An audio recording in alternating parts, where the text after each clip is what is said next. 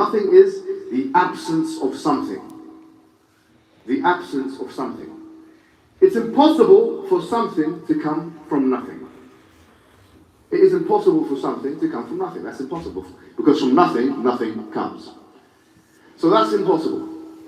Did the universe create itself? No, it's impossible for the universe to have created itself or to have caused itself, because that means that the universe would have to be and not be at the same time. As Hamza Zortsis says, famously, he says, it's like a mother giving birth to herself. It's impossible for a mother to give birth. Imagine your mom giving birth to herself. What does that mean? How can that happen? How can it happen? It can't happen. So the universe can't cause itself. And the universe can't come from nothing. Now the question is, what's the third option? That there was something that caused the universe. There was something that caused the universe. Now, is this something that caused the universe? Is it something which depends on something else? Or is it something which doesn't depend on something else? There's two options here.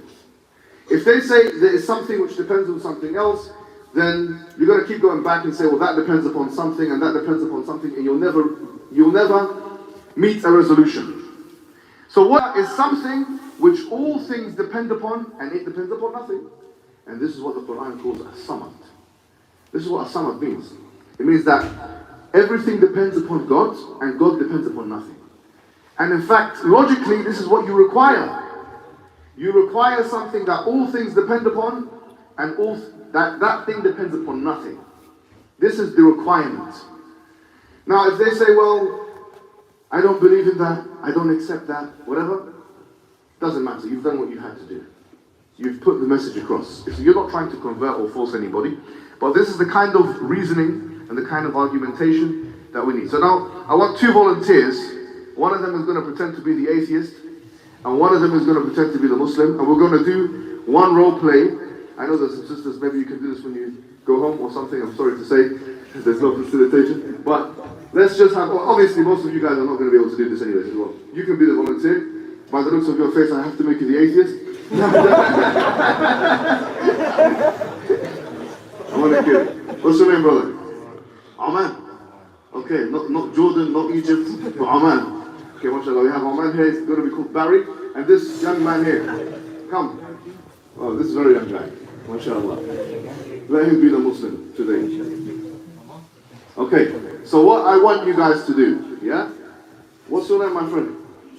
Yusha, how old are you? Oh, MashaAllah, very small. Okay, look. What you're going to do, okay, what we're going to have here, is you're going to ask him. You're going to ask him, where did the universe come from? Yeah? And you're going to see what he says. If he says it came from nothing, you're going to push him. You're going to say, how could it come from nothing? Yeah? And then if he says it created itself, say, how can it create itself? Yeah?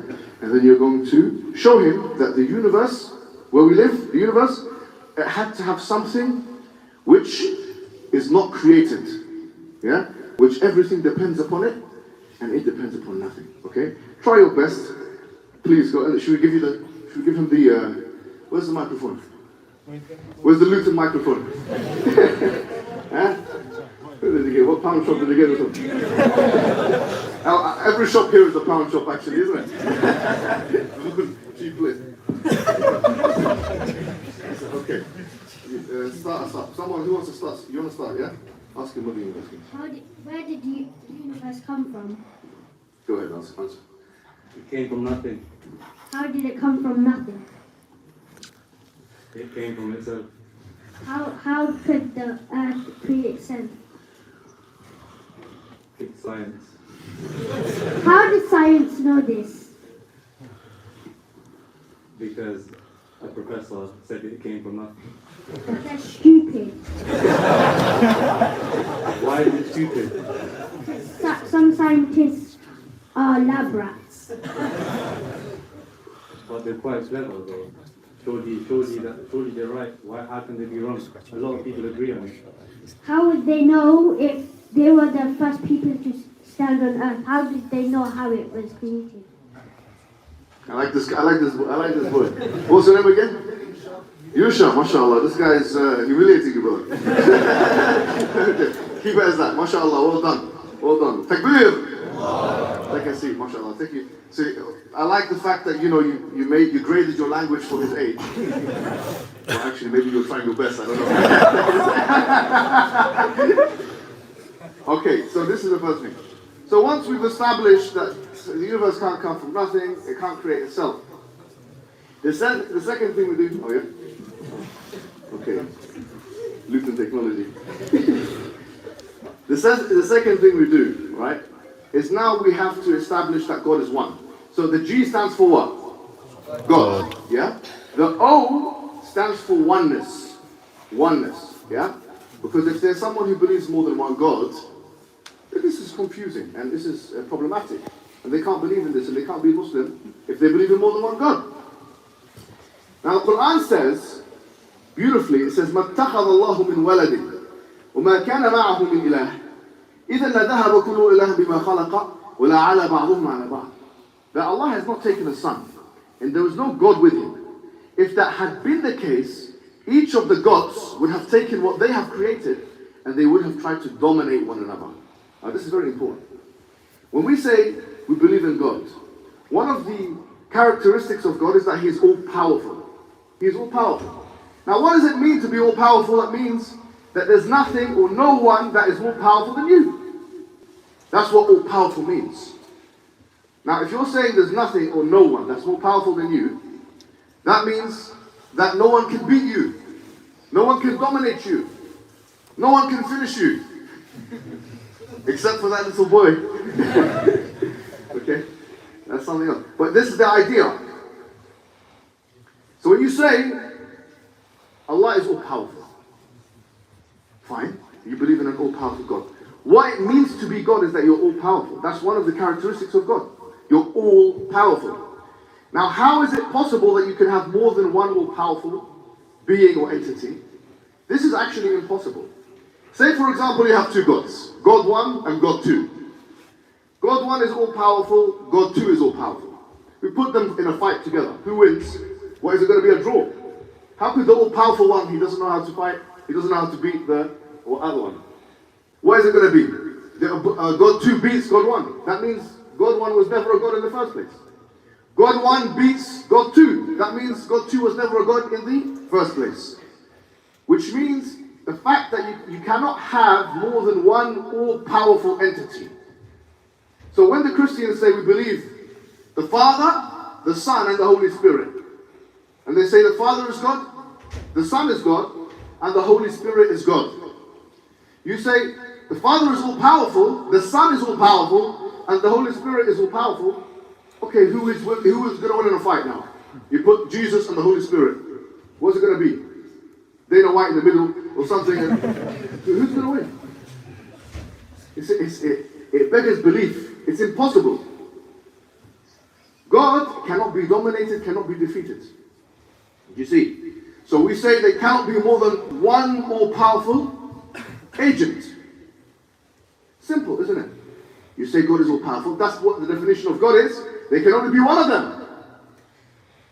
There can only be one of them because you can't have more than one of them. Is this easy or not? So we'll leave it as that. Who wants to be the volunteer for this one? No, you've already had your turn, my friend. Okay. Okay, yes, all right, let's see. Yeah. What's your name? Sammy. Sammy, yeah? Oh, mashallah. Very nice, very nice. Who else wants to be the volunteer? Okay, you. Oh, we're getting the children involved today. Come on, come on. I wonder what his name is. You already look like, mashallah, you go to university, you this and that. Yeah?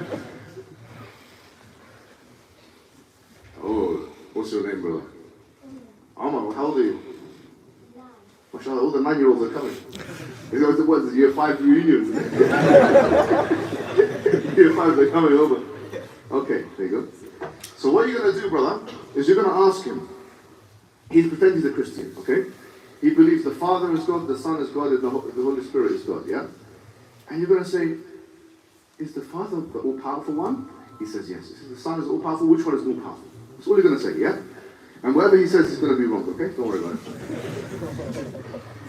Is the Son all-powerful? Well, the Father, Son, and Holy Spirit, they're...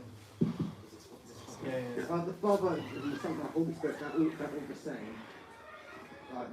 Trinity. We worship. He sounds like an atheist as well.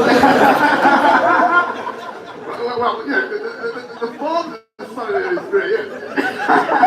I like this guy, he's really good, man, mashallah. He's pretty active. Yeah, go ahead, please. Yeah, keep going. Is the Son God? Yes. I don't think so. How come? Because how can the Son be God if there's already in God? And who created the Son? The Father created the Son. Who's the Father? God.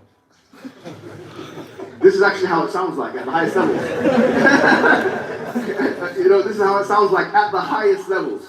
Wallahi, well done. Thank you very much. Takbir. Thank you very much, my friend. I like that. Thank you. You see, there you go. I like his accent. It's not a Luton accent. I know that much. So this is the O. I'm just giving you one small argument for each one. Obviously, we can go into great detail, but we won't have the time.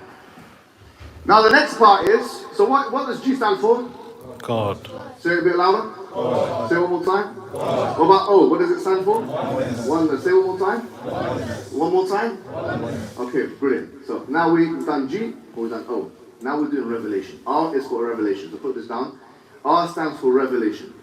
So after we've showed them that God exists and that God is one, we need to show them that Prophet Muhammad is a true prophet, sallallahu alaihi wasallam, and also that the Quran is from God. Now the first thing we've already explained, we have to explain to them what the message of Muhammad sallallahu alaihi wasallam was. The message was to worship one God. And this was the same message as Abraham, Moses, Jesus, and all of them. Abraham couldn't have been a Christian. Do you know why? Why couldn't Abraham be Christian? Put your hands up and tell me, somebody. Yes. Huh? Yes, yeah, he came before Jesus. How could he be, if Christian means follower of Christ, Abraham came before Jesus, how could he be a Christian? That's why the Quran says, مَا كَانَ إِبْرَاهِيمُ يَهُودِيًّا وَلَا نَصْرَانِيًّا وَلَكِنْ كَانَ حَنِيفًا مُسْلِمًا وَمَا كَانَ مِنَ الْمُشْرِكِينَ. That Abraham wasn't a Jew, because Judaism comes from Judah. Do you know who Judah is? He's one of the great-grandchildren of Abraham himself. So he couldn't have been following his great-grandchild, and he wasn't a Christian because he wasn't following Christ. He came thousands of years before Christ. وَلَكِنْ حَنِيفًا مُسْلِمًا. He was upright, and he was a Muslim, meaning he submitted himself to Allah. He worshipped Allah. So you explain to them that our message is that you just worship and submit yourself to Allah. That's the first thing you have to do. The message of Muhammad sallallahu alaihi wasallam was no different from the message of Abraham, was no different from the message of Moses, was no different from the message of all of this, Jesus as well, himself, yeah? And so on. After you've done that, you show, okay, what did the Prophet sallallahu alaihi wasallam come with? He came with the Quran. Now the Quran, it makes a series of challenges. The first thing the Quran talks about is preservation. That the Quran is preserved. إِنَّا نَحْنُ نَزَّلْنَا الذِّكْرَ وَإِنَّ لَهُ لَحَافِظُونَ. We have certainly sent down the book and we have certainly preserved it. Meaning it's preserved. Number two, the Quran states if it was مِنْ عِنْدِ غَيْرِ اللَّهِ, if it was from other than God, there would have been in it many contradictions. Why? Because the Quran makes so many claims about nature, about history, about law, about this and that. If someone making so many claims about the nature of the world, the universe, and politics, and economy, and all this kind of thing, and he's not a specialist in all these matters, this is going to be bound to be contradictions here, right? But there's no contradictions, and that's what the Quran is the only book that even challenges humankind to find contradictions within it. The Bible doesn't even do that. So number one, it's preserved. Number two, it has no contradictions. And number three, it challenged the Arabs of the time to produce something like it. فَأْتُوا بِسُورَةٍ مِّن مِثْلِهِ وَادْعُوا شُهَدَاءَكُم مِّن دُونِ اللَّهِ إِن كُنتُمْ صَادِقِينَ. Bring a chapter like it. Now, why didn't someone come out and say, actually, I've got something? And some people actually tried to, like Musaylim al-Kadhab and these individuals. They tried to produce something like it, and everyone laughed at them. Because they knew the Quran had special properties when it came to the Arabic language.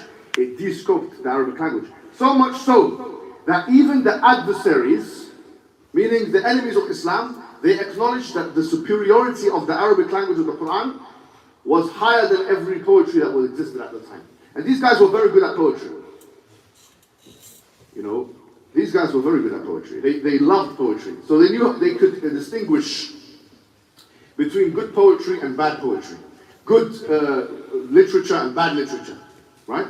So these individuals, they realized that there's something about the Quran here that's different from the poetry, that's different from all these other things. So the first thing is what we said is preservation. We can argue for preservation of the Quran. You can't argue for preservation of any other ancient religious book like this. Number two, lack of contradictions. The Quran is the only religious book that even makes a challenge like that. Number three, we talked about the superiority of the Arabic language, that it challenged other people to bring something like it. Number four, and this is important now, is that the Quran and the Sunnah, it makes prophecies about the future. Because someone will say, well, Arabic language, I don't know how to speak Arabic, I don't know these things, how do I know? So if I know, probably you don't know, you don't need to know. Because we say that actually, look at the testimonies of those particular specialist Arabs that were even against Islam, like Al-Walid ibn Mughira, who said that it is something like, it's unmatched basically. This book is unmatched. He was an enemy of Islam, but he said this. But the point is, the fourth thing is prophecies. And there are many things, I can name 15, 20, but I'm just going to name like 5 or 6, just to give you some things to talk about, yeah? If you are going to be a non-Muslim. For example, in chapter 30, verses 1 to 6, Allah subhanahu wa ta'ala, he mentions the Romans. Because what happened at the time was that the Roman Empire was there, and the Persian Empire was there. It says, غُلِبَتْ الرُّومُ فِي أَدْنَى الْأَرْضِ وَهُمْ مِنْ بَعْدِ غَلَبِهِمْ سَيَغْلِبُونَ فِي بِضْعِ سِنِينَ لِلَّهِ الْأَمْرُ مِنْ قَبْلُ وَمِنْ بَعْدُ وَيَوْمَئِذٍ يَفْرَحُ الْمُؤْمِنُونَ. That the Romans have been defeated in a nearby lowland, and that in 3 to 9 years that they will be victorious again. And that وَعْدَ اللَّهِ لَا يُخْلِفُ اللَّهُ وَعْدَهُ. This is the promise of God. Now imagine this now, who watches football here? You watch, what team do you support? Man United. Well, you guys have Ronaldo's come back now, you know, this kind of thing, but where are they in the Premier League? Are they 6th? So even this guy couldn't help you. SubhanAllah. You watch football. Who else watch football? Yeah. Liverpool. Okay, at least you got a Muslim, like a well-known Muslim in your team, Mohammad Salah. He's also an Egyptian guy. Oh, you got Mane as well. I think he's, yeah, very good, yeah? Very good, mashallah. Who else? Where's the Luton teams? Yeah? Luton United. You got something, yeah? Luton. What are they? Division 2 or something? No, championship. What are they called? Championship. Championship. What are they called? Luton Town. Yeah, you know. Let's pretend Luton Town is going to face Manchester United. Okay? And it's in the Premier. Luton Town gets up to the Premier League. Yeah? Status. Okay? Something miraculous happens. The brother here in the front that came up, Sammy, he gives them a bit of pep talk with his posh accent. You guys have got to change your ways.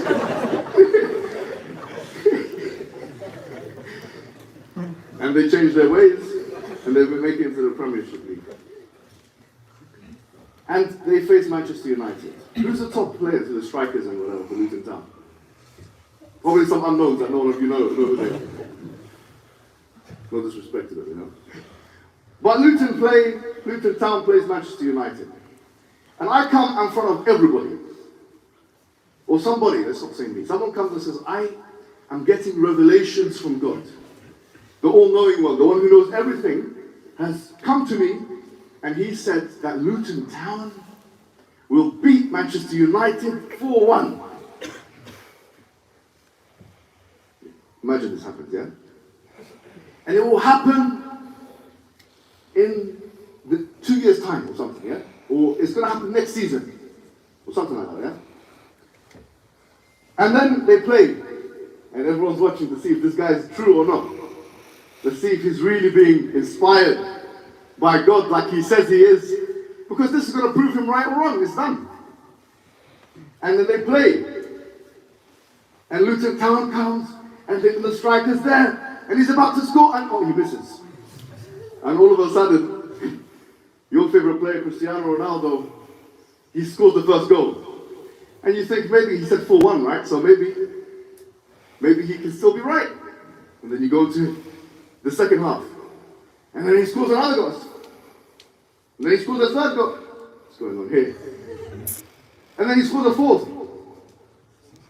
And then it's 5-1. Or 5-0 to Manchester United. And the guy comes back out and he said, you know, I told you so. And this and that. His career is over. No one's going to believe that he is inspired from God, isn't it? But isn't it a risk to say that something's going to happen like that in the future? You don't know what's going to happen in the future. I mean, there is obviously a chance. Luton still have a chance.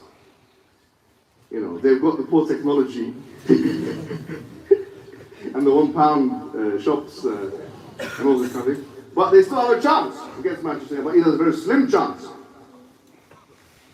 But the Prophet, he came out, he recited the Quran. He said 3 to 9 years, the Romans have been destroyed, defeated. But in 3 to 9 years, the Quran states, they will defeat the Persians. And the Persians were destroying everyone. They had been an empire for thousands of years. And 8 years later, exactly what the Quran says happened. And is it according to just us? You can say, well, that's according to Muslim sources. But it's actually even according to Roman historians, like the Chronicles of Theophanes, which mentions explicitly that this war took place 8 years after, and that the Romans beat the Persians just like the Quran stated. So what does that do now? It makes us think this guy is speaking the truth, because it was a very unlikely event and it happened the way he said it would happen. But this is just one event. Imagine the Quran and the Sunnah, it tells us so many different things where Islam is going to spread. It's going to spread to Egypt and Yemen and Levant and Rome.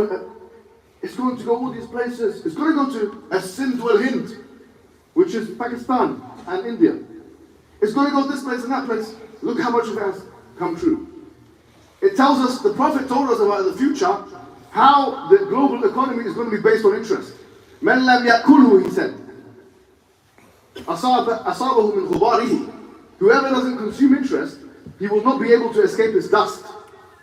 That's what he said. He said that you will not be able to avoid interest. That's a deep economic insight.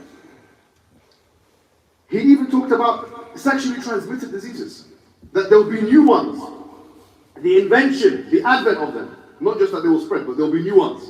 HIV, AIDS, gonorrhea. Exactly what's happening. So, I would say mention 2 or 3 points. You can mention the wrong thing I've just mentioned. You can mention the interest thing. You can mention where Islam is going to spread. And that should be enough to at least arouse their curiosity. But is this not evidence? Of course it's evidence. Because many people have come and they said things are going to come in the future and they never happen. So when Allah and the Messenger say things are going to happen in the future, they happen exactly like that. So I'll leave it as that, these 3 things. Talk about preservation. Well, actually, let me ask you. So what did we say? Number 1 is what? Preservation of the Quran. It's preserved. Number 2, we said lack of contradictions. We said that, something about the Arabic language. The superiority, the challenge, yeah? And the superiority of the Arabic language, even as admitted by the enemies of Islam. And then we said number 4 is what? Prophecies. I'll give you one more to make it 5. Do you know what they say? They say Muhammad copied from the Jews and the Christians. This is what they say. They say, how did, because you see, the Quran has stories which are similar to what you find in the Old Testament, Moses, Abraham, this, that, yeah? So they say he must have copied it, from the Jews that were living there, or the Christians that were living there, yeah? It's very interesting to note something. That when the Quran talks about stories which are the same stories as those that are mentioned in the Bible, sometimes it corrects those stories in light of new historical developments. I'll give you a couple of examples. For example, in Surah Yusuf, chapter 12 of the Quran, Joseph, he speaks to the supreme leader of Egypt. And what does he refer to him as? He refers to him as king, Malik.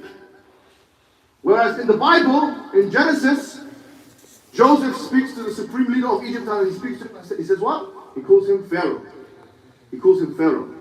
But we know, and even historians have now, it's almost consensus, it is consensus, that at the time of Joseph, there was no pharaohs in Egypt. There was only kings in Egypt. It was called the Hiscox dynasty. The pharaohs only started to be known in what you call the New Kingdom, at the time of Moses, etc. So if the Quran is copying from the Bible, how comes it's correcting it? How can anyone know that? Because no one had access to the hieroglyphic language. The hieroglyphic language was a dead language and only became alive after this thing called the Rosetta Stone came, and then they started to unpack the language. Can you imagine? And this happened in the 1700s. There are things that in the Quran, for example, Allah, He mentions about Pharaoh of Moses. He says, فَالْيَوْمَ نُنَجِّيكَ بِبَدَنِكَ لِتَكُونَ لِمَنْ خَلْفَكَ آيَةً. Today we will preserve your body so that you can be a sign for those who come after you. Now we know, the majority of historians say, and it's a very strong opinion, that the Pharaoh of the Old Testament was Ramses II. Why did they say that? Because the one who came after him, a man called Merenptah, he had a stele, like a rock. And he wrote in the rock, and when we banished the people of Israel, blah, blah, blah, blah, blah. So this is evidence that there was a children of Israel that living in Egypt at that time, and this evidence is not in the Bible even. It's a stone, yeah? So what we're saying is, Ramses II, his body was excavated recently. And now we have his body. The Quran says we will preserve his body. The Bible doesn't say anything like that. So here again you have evidence, historical evidence, from the Quran that the Prophet could never have access to. And you know what? The Quran makes this argument. The Quran states, تِلْكَ مِنْ أَنْبَاءِ الْغَيْبِ نُوحِيهَا إِلَيْكَ مَا كُنْتَ تَعْلَمُهَا أَنْتَ وَلَا قَوْمُكَ مِنْ قَبْلِ هَذَا فَاصْبِرْ إِنَّ الْعَاقِبَةَ لِلْمُتَّقِينَ. He said, these are from the stories of the unseen. We will tell you it. You didn't know it, O Muhammad. Allah is speaking to Muhammad ﷺ, and He says, you did not know these stories. You and your people didn't know it. He says, so be patient, because the good ending will be for the patient ones. The point is, if they say that the Prophet Muhammad copied from Jewish sources and from Christian sources, how come this correcting them? Or the information that could never have been known at that time, and some of it has only been excavated recently. And it's corrective information. So here I've given you 5 things. Let's go over that one more time. Number of them was preservation. What was number 1? Preservation. Number 2 was lack of contradiction. Number 3 was? We said that's number 2. Number 3 was? Yeah, so language. Yeah? Number 4, prophecies. Number 5 is? History. Or you could call it corrective history. Do you want me to give you one more? Or should we go into question and answers? Put your hands up if you want one more. Okay, I'll give you one more. Okay? One more, I'll just give it quickly, yeah? It's the structure of the Quran. The structure of the Quran is knitted together in a very delicate and interwoven way. The Quran, it was revealed circumstantially, meaning someone would come to the Prophet Muhammad, yeah? They would ask him a question. And then the Prophet would answer in the form of the Quran. He would answer what? In the form of the Quran. So did he have any time to think about it? No. And if so, it was answering a question. He couldn't have known what the person was going to ask anyway, right? But despite the fact that the Quran was revealed in a way which for the most part was spontaneous, when you look at the Quran, it's very much one solid structure from beginning to end. And I'll give you an example. And I'll tell you what I mean first. The chapters of the Quran, they're all, the ones that are next to each other are all connected to each other. So the beginning of the chapter and the end of the chapter has ties. The end of a chapter, the beginning of a chapter has ties. It keeps going like that throughout the whole Quran. To demonstrate this, there's 114 chapters. Choose 2 numbers that are next to each other from 1 to 114. Any 2 numbers you like. I know I sound like a clown right now. Well, go ahead. No, next to each other. Like 1 and 2, 2 and 3, like 2 next to each other. Okay, 97 and 98. Chapter 97 is Surah Al-Qadr. And chapter 98 is Surah Al-Bayyinah. Now, if you look at Surah Al-Qadr, it's talking about what? Laylatul Qadr, which is what? Night of decree. It's talking about when the Quran was revealed. So it's talking about when the Quran was revealed. But chapter 98 is talking about Muhammad sallallahu alaihi wasallam, who it was revealed to, and that he was the evidence. So you have a continuation of theme from when it was revealed to who it was revealed to, right next to each other. Although, once again, how can you organize it in that manner? So that's one example. Let's do someone else. Choose two numbers. Any numbers you like? Yes? 50 to 71. 50? No. Just two numbers next to each other. 50, 51. 50 is Surah Al-Qaf. Chapter 51 is Surah Dariyat. What you'll find is that in the beginning of Surah Al-Qaf, Allah subhanahu wa ta'ala is a strong theme of the Day of Judgment. There's a strong theme of the punishment of the Day of Judgment, and what Allah subhanahu wa ta'ala, how He will reward the believers and how He will punish the disbelievers. And He talks about the characteristics of the believers. And He talks about the characteristics of the disbelievers. And in chapter 51 you'll find the same thing. But instead of punishment in this dunya, you'll find the punishment, instead of punishment of the akhirah, like in chapter 50, you'll find punishment of the dunya. So in chapter 51 it talks about the Qawm of Lut and the others, how they were destroyed. It talks about the fact Musawwamatan 'inda Rabbik, that is, the pelted stones were thrown. And it gives you the same kind of characteristics of the believers. That in the mornings they istaghfirun, they do istighfar. So the characteristics of the believers is a theme that runs through chapter 50 and chapter 51 and chapter 52 and so on. So these themes are very carefully and meticulously imprinted in the Quran. Now it can't be both, that the Quran, the Prophet, he knew how to answer these questions and how to structure these things in that way.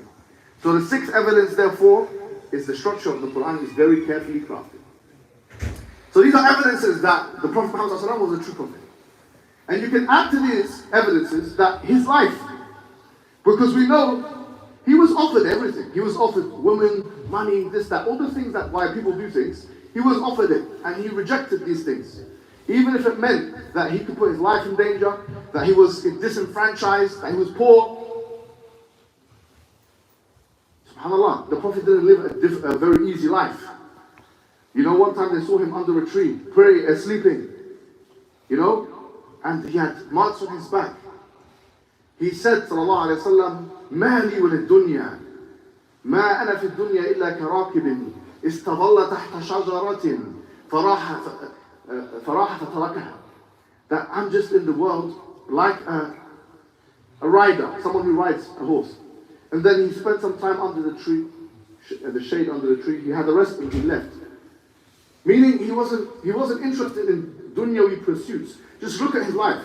He was not a materialistic person. He used to spend most of his night praying. Imagine spending like Tawweeh. You spend 1 hour, we want to go home. Imagine spending 3-4 hours every night. As wajib for the Prophet ﷺ to pray like that and to be like that. So his life, and then fighting, and then this, marriage, 9 wives at the same time. 9 wives at the same time? This is very difficult. And they use that against the Prophet. They say, look, he's a womanizer, so he had 9 wives. Well, the one who's womanizing, he doesn't want to be committed to anybody. If I'm womanizing, I'm going from one woman to the other woman. I'm not responsible for anything. I just keep going, one, next, like that. But imagine having 9 that you have to continually maintain. You have to hear their problem. You have to listen to their... Try doing it with 2, or 3, or 4. This is like hell.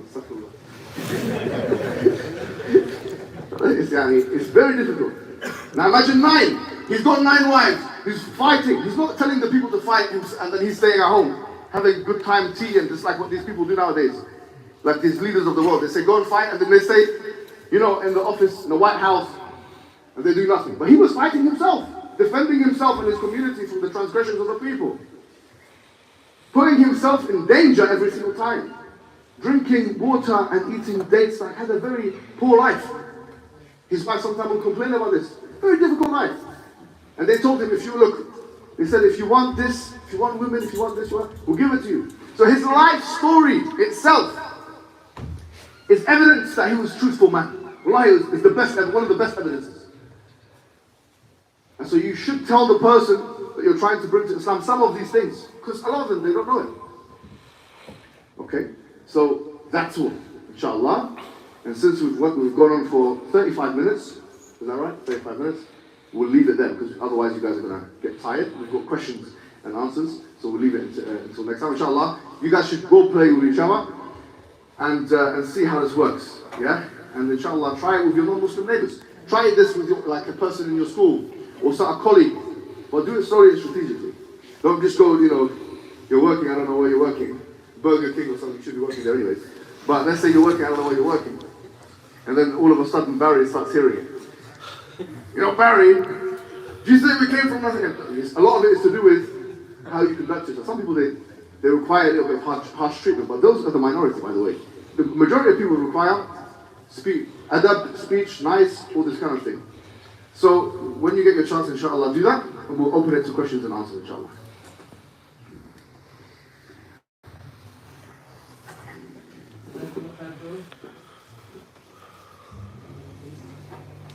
Jazakallah khair, bro. Allah reward you. Brothers and sisters, the floor is open for questions now. Anyone wants to ask freely, we want to hear you. Well, Hijab is inshallah going to address those questions. We have some questions that we've received on that email, on the website, sorry. Inshallah, we'll address them, but we want to do live ones first, inshallah. Those of you who want to ask, inshallah, please. Alright. Do you want to go on the microphone so they can hear it as well? Inshallah. I see you debate a brother on Red Pill theory. I debated myself, so you've done a better job of it than what I did, okay? Yes. So how much of a problem do you think Red Pill is, or going to be, and what's your what do you think the solution should be for the predominantly younger Muslim men that are getting wrapped up in it? Because older guys like me are not bought into it, but the younger guys, I can see the allure and the attraction for the younger Muslim men. So how much of a problem, and how do you advise that they deal with it?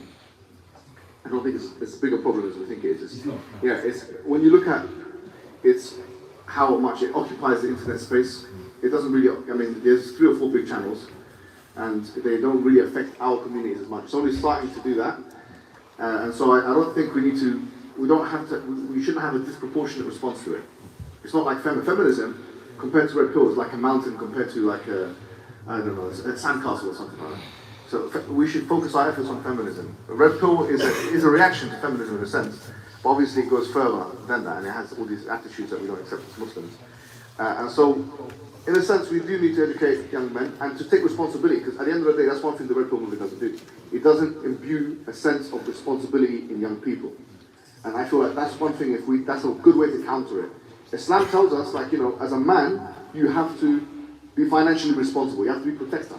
When you get married, you have to protect your wife, you have to protect your kids. You have to be willing to die for your wife and children. If someone comes and fights, you have to be willing to pay for them. Generosity, don't be a bakhil, don't be stingy. This is one of the worst and unmanly traits in Islam. At their youth is one of the worst and unmanly. A man doesn't care, his wife, his sister, this and that, she's going out with boys and this and that. Someone who doesn't care about that, it means that they're their youth. Which means that they are someone who doesn't care about the honor of his women. And that Allah will humiliate them on the day of judgment. So they have to be angry about that stuff. But it doesn't mean you're going to go and do something to your sister or something. I'm not saying you have no control, but I'm saying at least feel angry. من رأى منكم منكرا فليغيره بيده ومن لم يستطع فبلسانه ومن لم يستطع فبقلبه وذلك أضعف الإيمان. Whoever sees something wrong, he should hate it he should change it with his hand, and if he can't do it with his tongue, if not with his arm. So in other words, these things are things which are against Islam, and that Red Pill endorses. It says just leave the woman, let her do what she wants. Don't spend on her, don't be responsible. So these things, we have to outline what exactly our beef with them is, and then explain to them that this is against Islam. And if they insist, subhanAllah, one time I was speaking to one of these brothers, and I said, one of the things that you have to do is you serve your family and stuff. And I think he replied, he said, you're a simp. He said something like, there's a word that you use, simp, yeah? I said, no problem, simp. There's a bab in Bukhari, like a chapter heading. And it basically says that the Prophet Muhammad ﷺ كان يخدم أهله, that the Prophet ﷺ used to serve his family. And Aisha radiallahu anha said, كان في مهنة أهله, he was in the service of his family. And all the shurah say, يعني في خدمة أهله. Khidmah literally means servant, service. So in Arab culture we have a saying, Sayyid al-Qawm, Khadim al-Qawm Sayyiduhum, that the servant of the people is their leader. So we have to have a completely different attitude here. What they call simp, then you show them the hadith and they keep going like this and they attack the Prophet. He was the bigger man than all of them. Most of them are insecure, by the way, these guys. A guy that has to feel like, I'm a man and this and that, keep talking about how big of a man you are. You don't need to talk about it, just show it. They say, show it, don't say it. This is one of the things that you show, you don't say. But they have the opposite policy. Say it, don't show it. You know, and that's what needs to be, and will be exposed, because their leaders are not, like, they're not known for bravery, they're not known for courage, they're not known for generosity, and so on. And so they will be exposed effectively. I think what's going to end them is a scandal of some sort. But Islam has a completely different model, and it goes against Rasul in so many areas, and therefore it's only a matter of time until. But they're puny in number, so we shouldn't overestimate or have a disproportionate response to them. That's what I would say. Yes, stand brother, in your accents. Please. Christians say that the Father, Son, Holy Ghost is three in one. Is the mother like? Can the mother be a sister or a daughter all in one? What's your answer to that? Yeah, so Islam makes a polemical case against the fact that Mary is basically not God. So some Christians say Islam mistakenly says that the Trinity includes Mary. Yeah? But this is false, because actually, according to especially Catholic belief, they call her the Mother of God. And they worship her. They do worship her. It's not like a controversial thing I'm saying. They do the actions of worship directed to Mary. For us, if you do that, then you have taken them as a God. That's what it means. You take them as a God. اتخذوا أحبارهم ورهبانهم أربابا من دون الله. When Allah in the Quran, He said in chapter 9 verse 30, He said that they took their monks and priests as God besides Allah. And then Ali ibn Hatim, who used to be a Jew, he said, we didn't used to take them as Jews, you didn't used to take them as gods. He said, Prophet Muhammad said to him, did he not make halal what they made haram? So this is a different form of worship. So they worship the mother in a way. And we would say, therefore, the Quran makes a polemical case against them for this reason. Yeah. So we would say that the way you treat Mary is the way you would treat a god. And as such, Islam directs a message against you to stop effectively worshipping Mary. This is the idea. I hope does that answer the question? Or yeah, okay. Anyone Brothers else? at the back, anybody? Yes.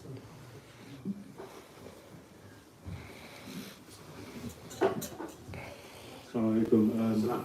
Being someone who's relatively learned in secular studies and Islamic sciences, how would you say or give advice to young people these days on balancing their secular studies with Islamic studies? Honestly, the first thing is you have to prioritize Islamic studies. Obviously, you've got your school and stuff, and don't ever quit that. You have to. I'm a big believer of education, and especially in the UK, we don't want to admit it, but they do have education which is superior to many parts of the world. Maybe not in every subject, like not in mathematics. I don't think, not in mathematics. To be fair, mathematics is not that good in the UK. Hey, it's fine. Probably Pakistan. No, I would say Pakistan probably is better in something like that. But in science, the UK is very, very good. In English, obviously, for obvious reasons, it's very good. English literature and all this kind of thing. And in social sciences, it's actually very good as well. So try and take as much as you can from the system. Because one of the great advantages of being in the UK, where most of you would not have been here, if your parents didn't make some kind of a decision, or your great-grandparents or whatever it was, but by the looks of you guys and the sound of your accents, probably your parents, or even you came with the boat yourself. You can see the boats outside, But take advantage of the situation. I mean, me as well. That's not like I'm a white man, But, take advantage of this. Because, wallahi, education is not, we don't do it just to get a job. We do it because it actually arms us. It arms us with the ability to speak, the ability to make arguments, which is one of the most powerful things you can have. What you are able to say is more powerful than what you're able to do. Sometimes. I mean, obviously not all the time, right? But in this society that we live in, your intellect will supersede your physical strength. And I'm not saying don't invest in physical strength. I'm a big believer as well in martial arts, in having martial literacy, in being able to defend yourself, in being a good grappler, strike, this and that, someone punch you in the face, what are you going to do? You run away, what are you going to do? You need to have some, okay, this is what to do, you know. You need to, what I would say is activate your sympathetic nervous system. You have something in the body called the sympathetic nervous system, you have the autonomic nervous system, and then you have the parasympathetic nervous system. When you eat food and you drink, the parasympathetic nervous system is activated. It's rest and digest. So I'm drinking this coffee now, the parasympathetic nervous system is activated. But if someone comes with a knife or tries to run or rob you or something, what happens is it's something called fight or flight response. So the sympathetic nervous system, your pupils dilate, you sweat, you get your heartbeat, all this kind of thing. If you don't know how to react when that stuff happens, you'll be at a great disadvantage. And you'll probably get bullied in school. And you'll hate yourself for the rest of your life. This guy, he comes every time, he grabs you up like that and pushes you to the wall and so you need to change your ways. Don't let that happen. Whether you're a man or a woman, you need to activate your sympathetic nervous system. You need to be martially literate, and you also need to be literate when it comes to the grand narratives of the world. But obviously, خَيْرُكُمْ مَنْ تَعَلَّمَ الْقُرْآنَ وَعَلَّمَهُ. The best of you, the Prophet said, are those who learn the Quran and teaches it. So all of that is very important, but the most important thing is an ilm al-shar'i, Islamic knowledge. Because this is, you're learning the hudud of Allah. You are learning the limits of God that you shouldn't transgress. You are learning the communication of God. I'm asking you a question. If you have parents or a loved one or something, someone you love, and they spoke a different language, or they were deaf, would you not learn sign language or that language that they speak so that you can communicate with them? But Allah subhanahu wa ta'ala, which we're meant to love the most, we don't want to learn the Fusha Arabic language of the Quran. We are lazy with this. But if we love Him that much, we should learn that language. And by the way, no one speaks that language. Even the Arabs don't speak it. We have to learn, everyone has to learn that. So don't think you're at a great disadvantage. No, it can happen. Give yourself 6 months to 2 years. Make a program for yourself to learn the Arabic language. Make a program for yourself to memorize the Quran, understand what's going on, and to learn the basics of each Islamic science. It's very important. Ibadah, Aqidah, all of those things. So I would say that if you're not doing that, you are failing. You are failing. And there needs to be a change. And you have to make a change. And you have to put a program in place. Let me tell you something, yeah? When I was about 16 years old, maybe your age, 15, yeah? Yeah, 10, 11, maybe 11, 12. I put up, and I found this. I went to my mum's house the other day and I found the paper, yeah? I put on a piece of paper what I want to achieve when I'm 25. This is what I've done. I said, I want to achieve 1, 2, 3, 4, 5 things, yeah? And I said, now I've got to ask myself, what do I do to get to that? So I put myself a program, and literally like a spreadsheet type program, every week I have to fulfill this quota. And not only that, every day I have to fulfill this quota.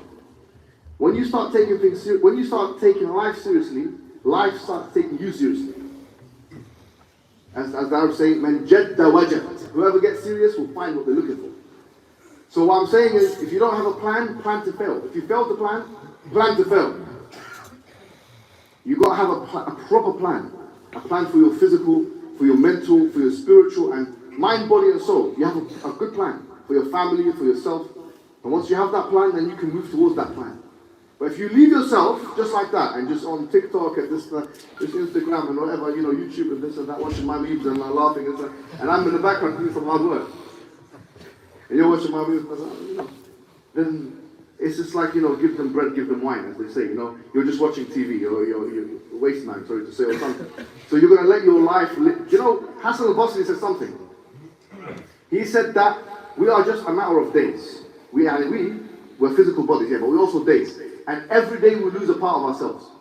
It's like we're a snowman, and we're melting away. So before we melt away completely, let's get the things done that we need to get done. And the Prophet Muhammad, he said, اغتنم خمسا قبل خمس. He said, make use of 5 things. And the word ghanima, by the way, comes from the Arabic word meaning war booty. When you go into war and you find treasures.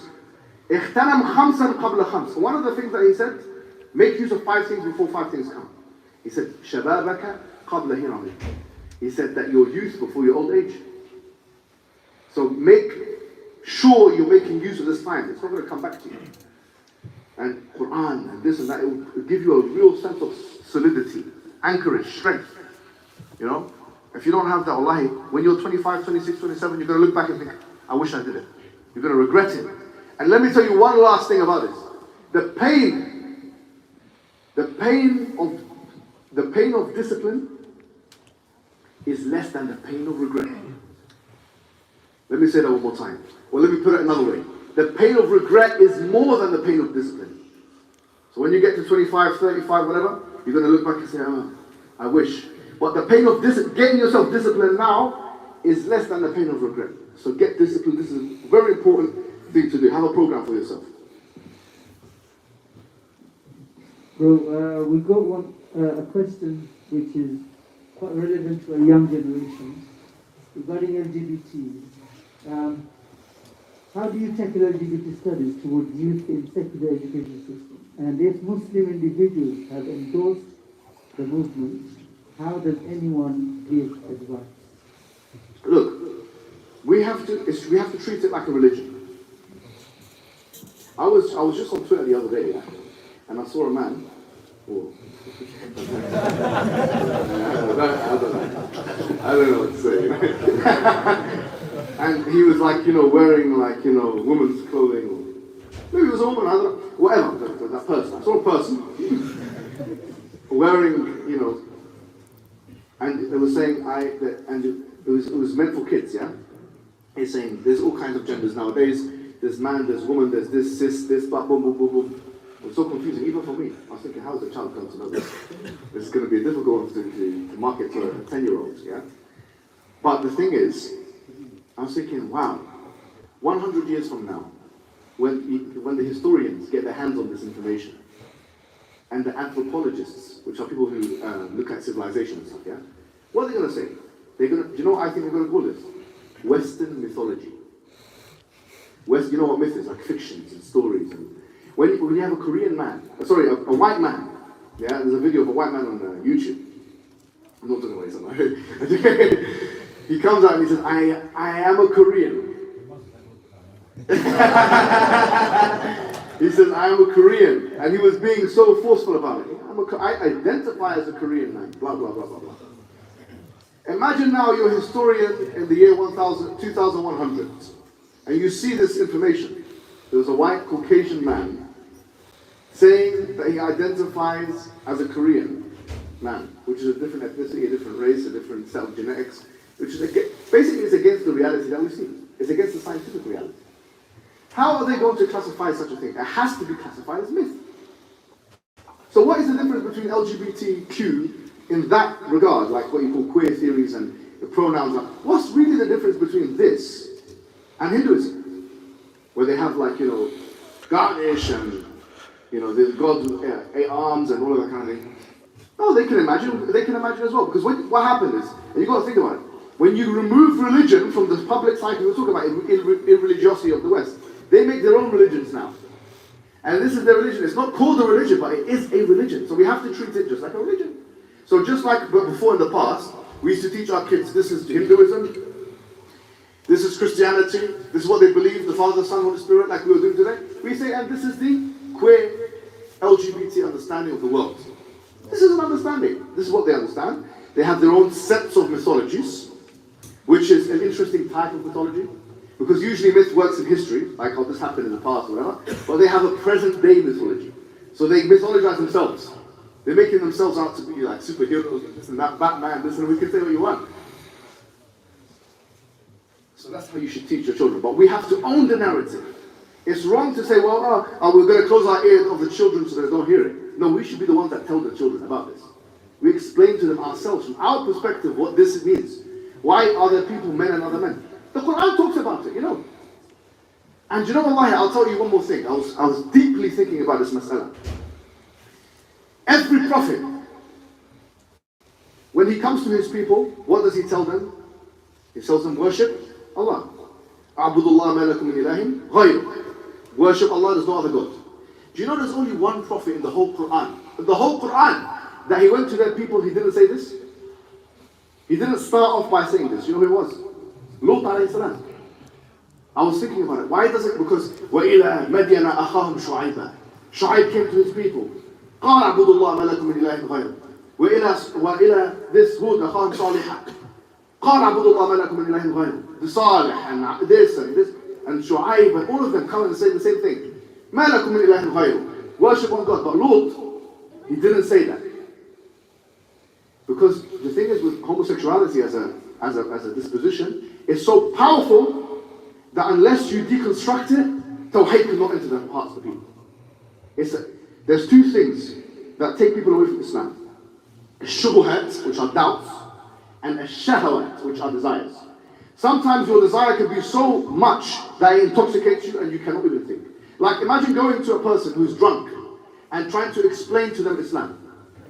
Doing the go-rock with them. Will it be effective? Maybe they, by the way, we've done this and some of them become Muslim and the next day they don't even know what happens. Wallahi, we used to go to Leicester Square and they used to give da'wah. I told them, don't give da'wah to the drunk. They still to give da'wah. And they'll come out, and this is some of the women, you know, they come out and they do all kinds of naughty stuff and say, Astaghfirullah, what are you doing? Say, no, I've become Muslim, this and that, you know. I believe in God, you know. Say Ashhadu, and the guy's getting so excited. You believe in God? So do you believe in this? And they'll finish the deal. Not in the way that you think, as they said, they'll finish the deal. Not in that way, Astaghfirullah. No, in the way that, yeah? But what I'm saying is, so there's likewise someone who has strong shahwat, which could be in the form of homosexuality, could even be in the form of heterosexuality, anything. But you need to calm that guy down first. You need to deconstruct what they believe. You've got to get them back to a state of normality and then you give da'wah to them. Yes, yeah, desires calm it down a bit. So we have to explain to our youth, from our perspective, why this is false, like anything else. We have to explain to them why it's false.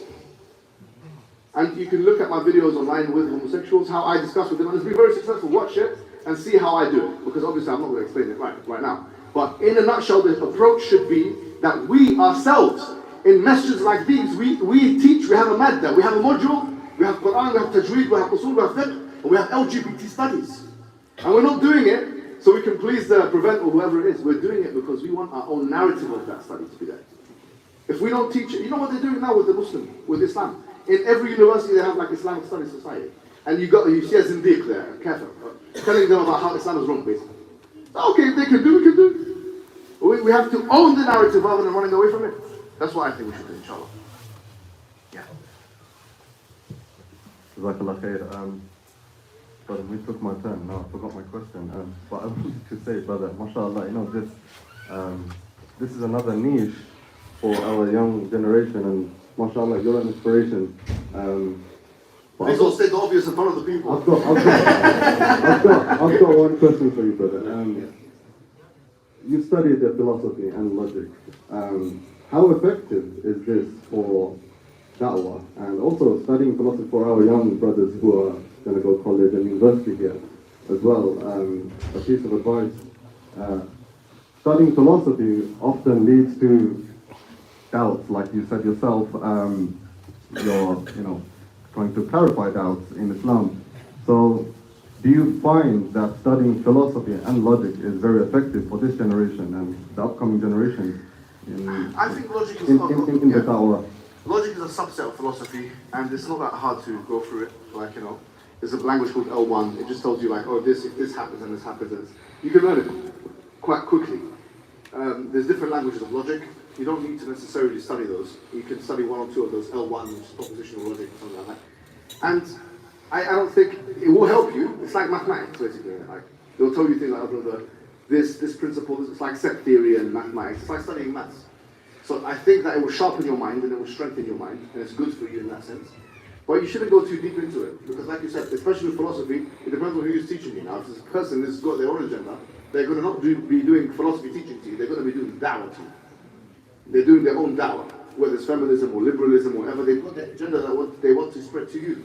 So you have to be careful. We're not saying that we shouldn't use rationality, but we've got to be careful who we take as our teachers with these kind of things. If we use rational arguments that are based on the Quran and Sunnah and all that are not against it, this is fine. We do this all the time. But if we go to somebody who's, I've seen it myself, people get doubts and stuff like that in university settings, it's not necessarily what I would advise, especially if you don't have a grounding in Islam. So from your experience, have you seen the effectiveness in studying philosophy compared to not studying? In terms of dawah to mainstream people and lay people, you don't need to have a deep philosophical argument. Honestly, you will not. It's not the best way to get so many converts. But this is to challenge the people at the highest echelons.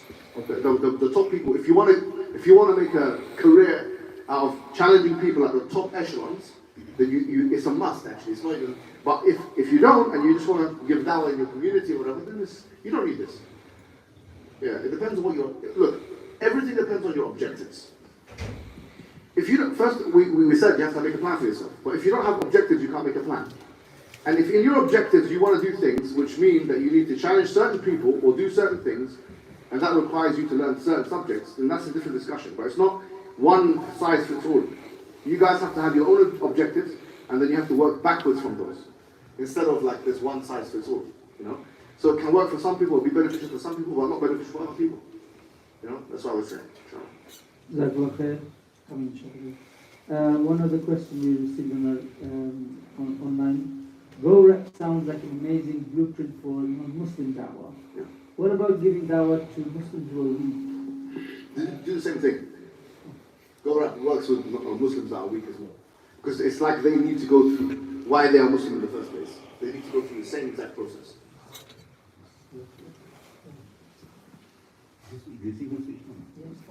So we're living in a society now which is more, the mainstream media is pushing a right-wing narrative more and more as it goes along. In order to, because we're hating on people that are coming over in dinghies, but we're turning a blind eye to the government that are giving billions of pounds of contracts to their friends. Okay? So what they're trying to do is put the white working class over there and the brown and black Muslims over here. Okay? So you have two opposite sort of groups. What would your advice be to the brown and black Muslims, because most Muslims are in this country brown and black, in order to make that bridge between them and the white working class? I mean, my position is slightly different, being white working class, so I've got my own way of dealing with it, but what would you say to the rest of them? What we've seen as being one of the most effective strategies is getting people from their own community who are Muslim like them, so white working class Muslims, like yourself. So, no, but there's enough of, I think that there's enough of white working class Muslim people to penetrate and to show that actually I'm a Muslim, you know, this kind of thing. Because if they see one of their own, it's just exponentially more effective. If they see, the second best thing to do is get those people together, like to get the brown people together and the working class together and let them see that these guys are human. Do you know what I mean? That's something so simple, without even doing any that one, can be very effective. Yeah, or a gym or something. But gym is like, you know, you're pumping away, you're not going to be speaking, like it's a food environment or like that. So somewhere where you can actually have conversations. But yeah, those two things. There needs to be a mixing policy. Muslims are shy to talk to. Most young Muslim men are shy to talk to white working class lads. Yeah. It is an invisible barrier. So And a lot of that is because of because a lot of these kind of right-wing types will not accept the conversation with them, or they show them disregard or discontent. So it requires a very patient person to look at the bigger purpose for that kind of thing. So yeah, I would agree. I would say that you need to have some people that are purpose-driven, that go into the communities and try and reach out. But from what we've seen on the ground, the things that work the best are people from the same community. I know it sounds quite cliched or whatever, but it works with black people, white people, and Asian people. You know, if you have someone from their own community that can speak their language and they look like them, and there's actually studies that have been done on this. I forget the name of the study, but there's a very famous psychological study that was done on the train. I forget the name, if anyone knows, tell me, but like, for example, they get an actor, so a black guy, to have a crutches or something, and then he falls on the train. And then they see who's going to help him. So they see that usually it's black people that help other black people, and white people that help other white. It's a lot of it is still race driven. When we were thinking about going to Africa to do dawah, and we were thinking of doing like a debate in sub-Saharan Africa. So we thought about all the variables and why we didn't do it. It doesn't look good for a North African English-speaking person to go and debate a black person. Because, you know, when you watch football, there's the litmus test here. Like, when you watch football, who do you usually support? The person who looks most like you. It's unfortunate. I'm not saying it should be the case. Obviously, as Muslims, we shouldn't be like that at all, but that is the case. So we don't want to jeopardize or compromise the effectiveness of our strategies. And I feel like, in terms of best strategies, people that are most likely, so working class, if we can get working class Muslim men to go into working class right wing areas, they will probably be most effective. And if not, then the next best thing are people who understand the culture and who are purpose driven. That might be Asian or whatever. That's the next best thing. If I'm working building sites, Yeah. I come across the EDL. Yeah. And the Okay. National Fund. Yeah. And all of them. But they don't need it. Yeah. I get you. But So I can't find anyone. so we need to get some. We need to get some more of you guys. That might be a better solution. Yeah, that's true. But this is what it's a Bangladesh place. Yeah? How many Egyptians are you? 300 Egyptians. How many Somalis are you? Where's Somali? You Somali? Still فهمتها. So inshallah. But you see, because that's how it is. But I agree with you. I do agree. But in terms of effectiveness, that's all we've seen as well. I'm just relaying the data, and we want to be most effective because smart work is better than hard work. Yeah, but we have seen that to be the most effective strategy. Anyway. Jazakallah khair. One thing if I could add, maybe already because I said it, is before you start thinking about giving dawah to somebody, it's best to understand the person who you want to talk to, understand the likes, the dislikes, what they're into. So if he's into Man United, you don't want to take a Liverpool prop and start chatting. You want to go something which he can feel friendly with, yeah? So that he opens up. Everyone's got a heart, everyone's got mind. If they can, they see you, judge you based on what they hear and see. So if they feel you're someone who's comfortable and they feel they can talk to, they'll open up, inshallah. Another question is, what are the biggest, this is organized by our youth wing of our masjid, mashallah. They reach out to the youth and mashallah, so that they can guide and help them the youth areas. And there are many areas we find youth are not responding in, and they just shut off. Most of the people who are here today, mashallah, either they're watching you or others on the YouTube, they've got some kind of relationship with Islam, yeah? Many, probably vast majority are nowhere near. They're into the wrong things, yeah? In your experience, everyone, I'm grateful to all of you. We need to work together, yeah? Now, what's the biggest issues do the youth face in your experience in our time that we should all be maybe, every masjid, every community should be targeting and working towards? So one of the things, as we said, is connection to the masjid themselves. And we need to have events for youth, like maybe get some PlayStation, some, I don't know, football, whatever these guys like. You want to one day be a Luton Town failure. I'm joking.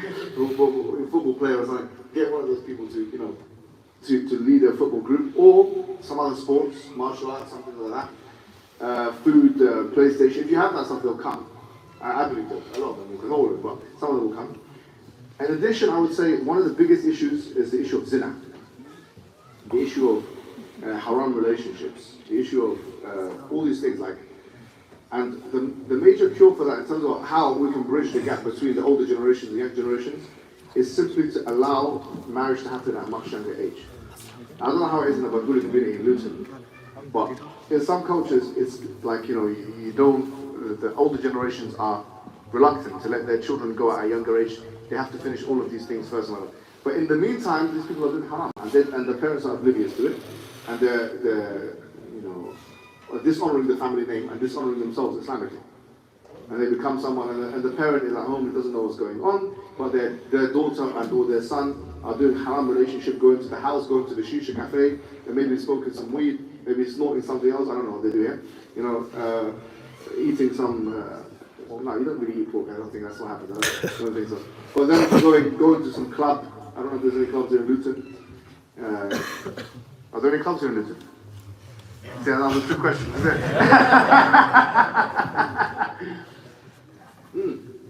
And so on, and so we need to realize that. So when someone is married, then at least they're protected from one perspective. But if you don't let your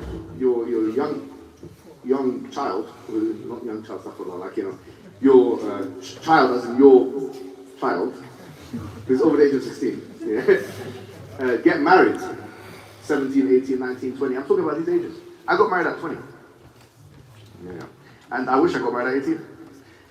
You know, it's one of those things where you need to be protective. I'm not saying everyone should get married at 18, but some people are, oh, I'm not going to let my daughter get married until 35. Oh, subhanAllah. Well, even 25.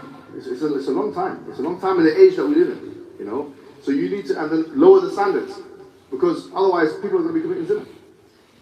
What would you prefer? This is the khaf al-dararain now. We have to think usul fiqh. What would you prefer? Your daughter to be married in halal with a man. Maybe he's not fully established yet, but you know you can have a nikah together. It takes 5 minutes to do a nikah, really and truly. Yeah.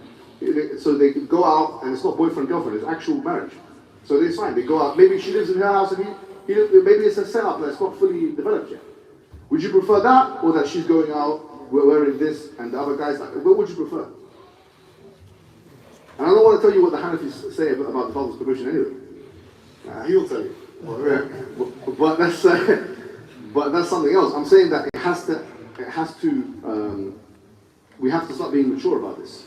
We have to start we'll turn a blind eye to reality. This is one of the biggest things that are happening nowadays. People are committing zina. Fully fledged zina. They are doing haram, and they brag about it with other Muslims. So they'll do the haram things. I remember when I was younger, I'm not that much older than you. In fact, maybe younger than some of you, especially you. But if you knew my age, bro, you didn't have said. Oh, go on. 19, nearly. Oh, subhanAllah. 19. He means 19 minus 100. MashaAllah. So when I was younger, I know this is going to sound whatever, but when I was in year like 10, 11, when I was in year 11, yeah, definitely in year 12. I'm not sure how it is now. You guys, you're younger than me. Tell me, please. Yeah. In year 12, if you haven't had intercourse, you're seen as a loser. Is that how it is? It's not. Wallahi, it's how it was. Or it's better now. Huh? No. But in the broader, maybe because your school is all Muslim or something like that. Our school was like mixed. So when you're in year 12, and was it like that in your time as well? Say that again? Home educated, alhamdulillah. I can imagine that, the accent, it makes a lot of sense now. So, I'm home educated, you know? That's good, it's good, because I might get my son to be home educated as well, like, if that's good, if it's doing good for you. But what I'm saying is, you know, it's a thing, it's social pressure. You've never been out with someone, or you've never had a girlfriend. They start humiliating you and pressurizing you and this kind of things. I don't know how it is in Luton, maybe it's not as bad. Is it as bad? It is like that, yeah? It is, he's saying it is. But you're isn't it? Yeah, that's what I'm saying. But, so what?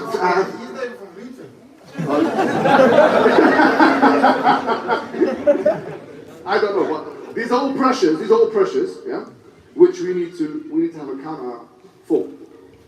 And so, you know, at the end of the day, if we have nikah is more accessible for the people, it's not a man or a young man, a young woman can go to their father and mother and actually have a conversation at the age of 18.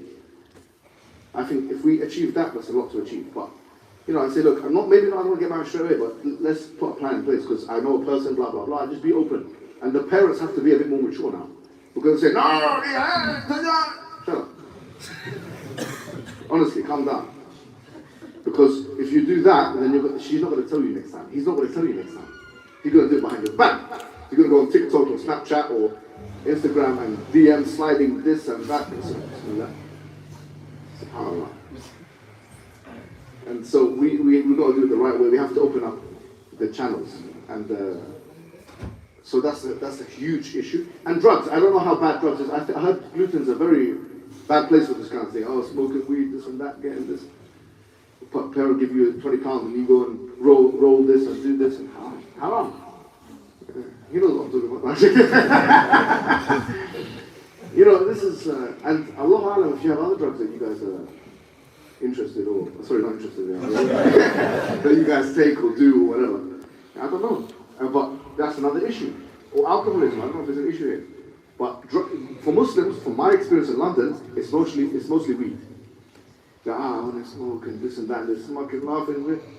You've got to realize something. This is not going to get you anywhere. This is going to distract from your aims and objectives, and in fact, it's going to waste your time and your money. Yeah, you're always going to lose if you're a drug addict. You're always going to lose. So you have to cleanse your system from that drug.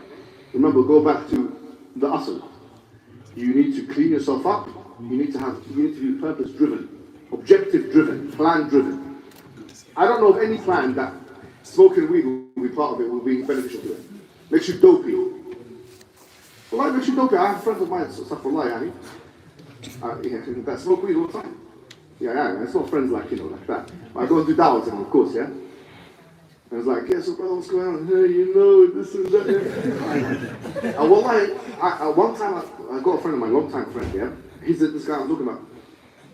We sat together one time, and we calculated how much he spent on weed. He's now about 40, yeah? He started smoking weed at the age of 15, and it was well over 150 grand.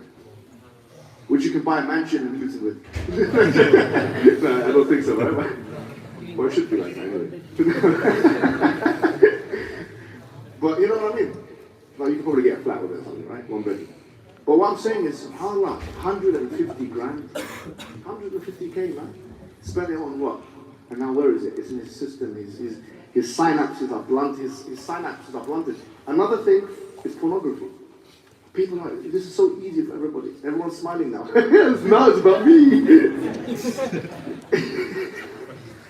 No, but that's another thing, because it bluntens your dopamine receptors. It bluntens your dopamine receptors, yeah? And it ruins your experiences in that way. And in fact, these, you were talking about, the red pill movement. A lot of this now, this believing man have realized, they have to go no fat, no masturbation, no haram, stuff like that. They keep away from pornography and all that kind of thing, because they realize it has a positive effect on their lives. Instead of because what it is you're eliminating, and this is not just for men, by the way. I know the girls are listening. A lot of them are falling into the same thing.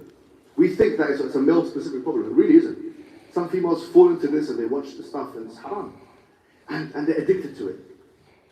Well, they treat themselves with it. Oh yeah, I've got the toilet, this and that. I'll put on you and this and that. And always watching. Allah's watching.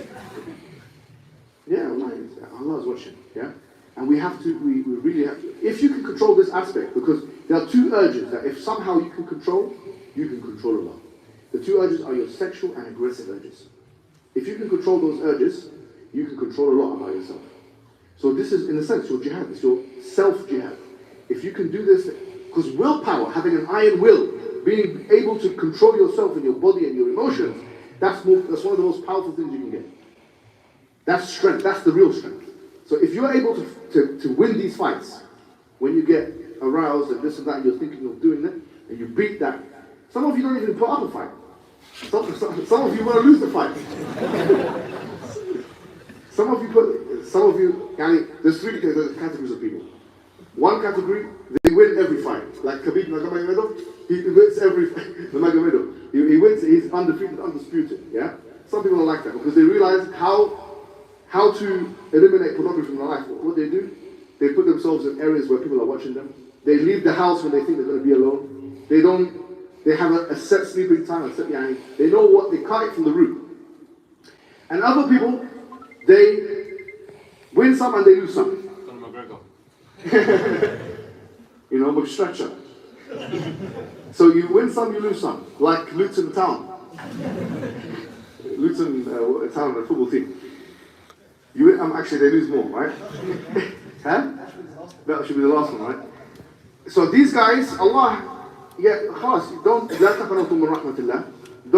from the mercy of God, because everyone loses fights, no problem. But you learn from it. You learn from it, okay, I've done this mistake now, I'm not going to put myself in this position again. And then that's how you develop strength, that's how you develop a strong will, that's how you develop, self-mastery, all that stuff. And the third category of people are people who genuinely don't care. They'll say, you know what, what are you saying? I'm just going to do my thing, this and that. And watching it and doing it's all haram. They don't care. They have no sense of purpose. And these guys are the most depressed, the least effective in everything. Even dunya stuff. You'll find that these people, because they have not, it's called delayed gratification. You delay your gratification. Because they have not achieved that, they don't know how to delay their gratification, You see them, they're getting the E's and the D's in school, or now like 4s and 5s or whatever.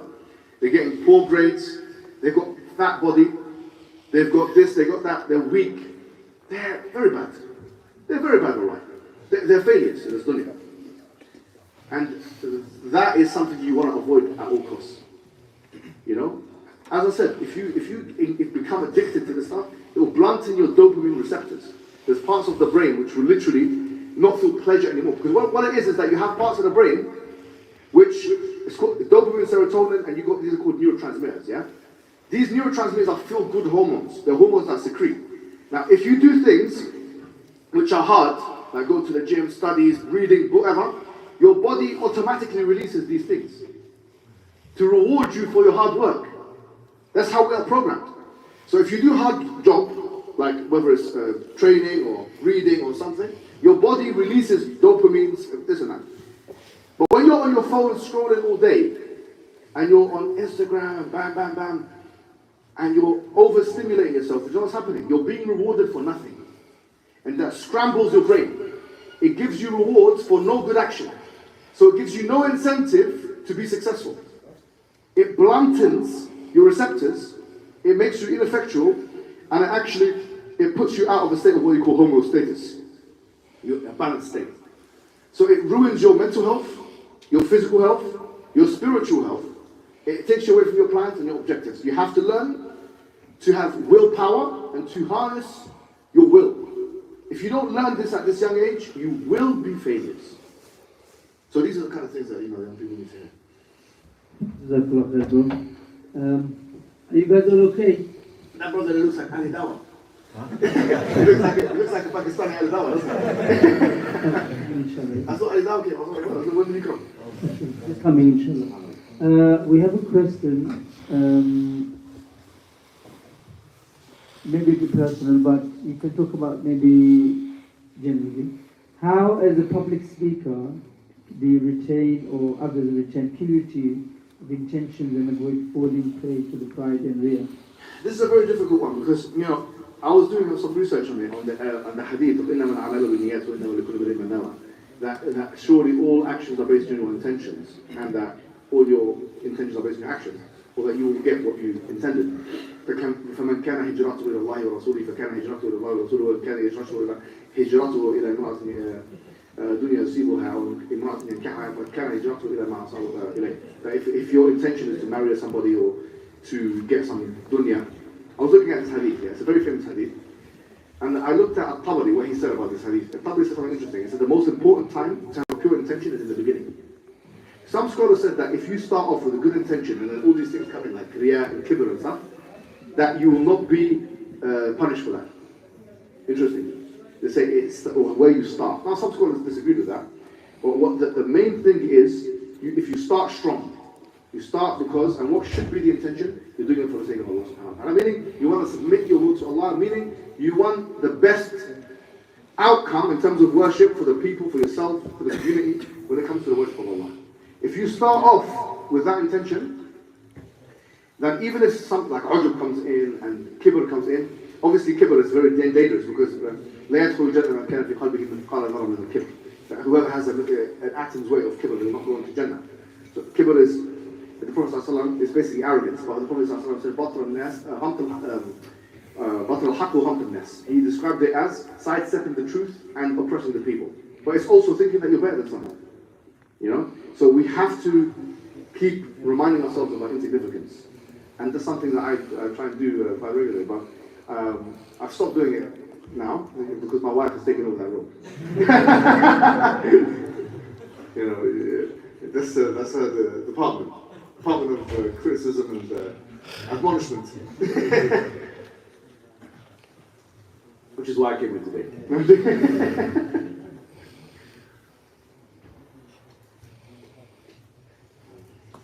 Speak for you when she sees you. Say again? Speak for you when she sees it. Well, let's be honest, I'm in control of everything, okay?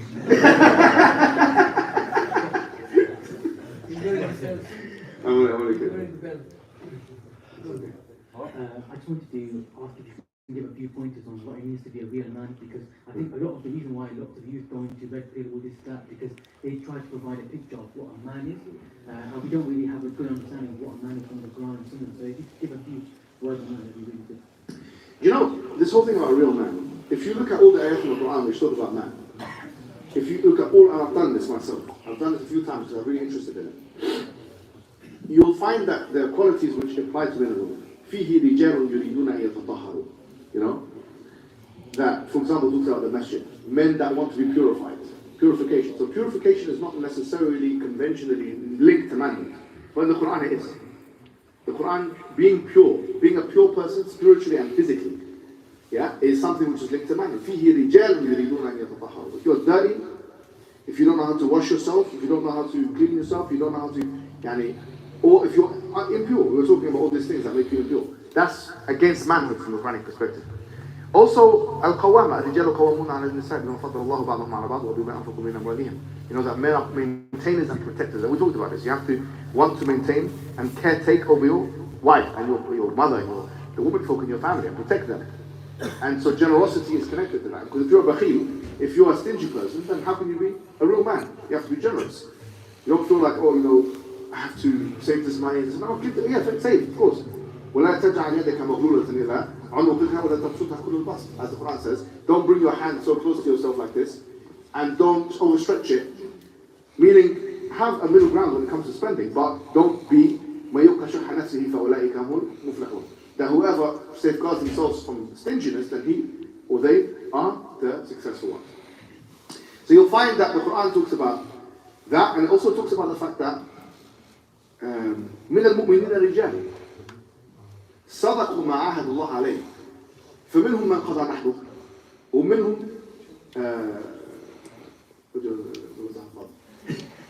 ومنهم من ينتظر وما بدلوه تبديلا. يعني سورة الأحزاب من المؤمنين رجال, from the belief, the true believers are men.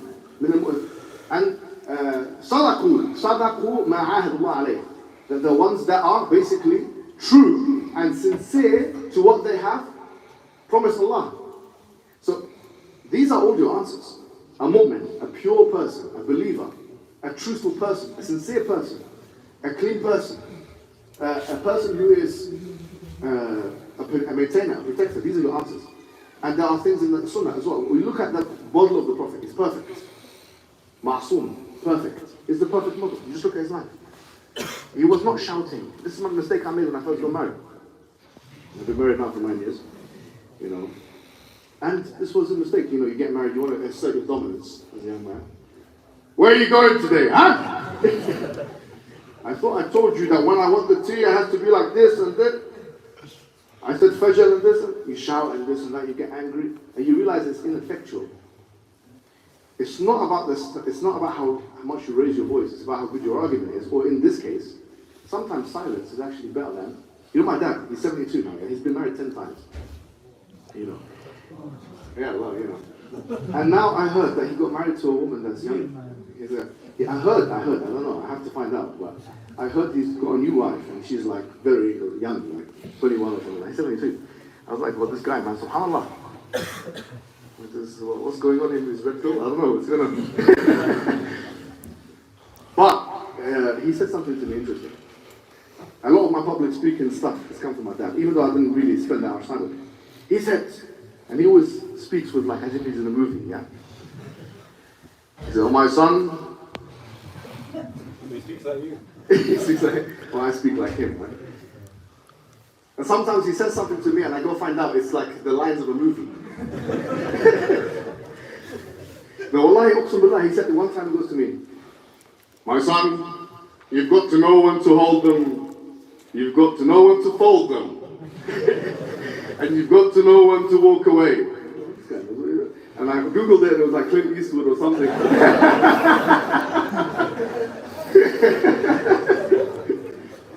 But he said to me something which is very, and he told me, look, he did give me advice on marrying many women and blah blah blah. He said, look, the grass. We always think. He said the grass is always greener on the other side. He said it's not like this. I've been with many women. He said it's not like it's overrated experience kind of thing, yeah?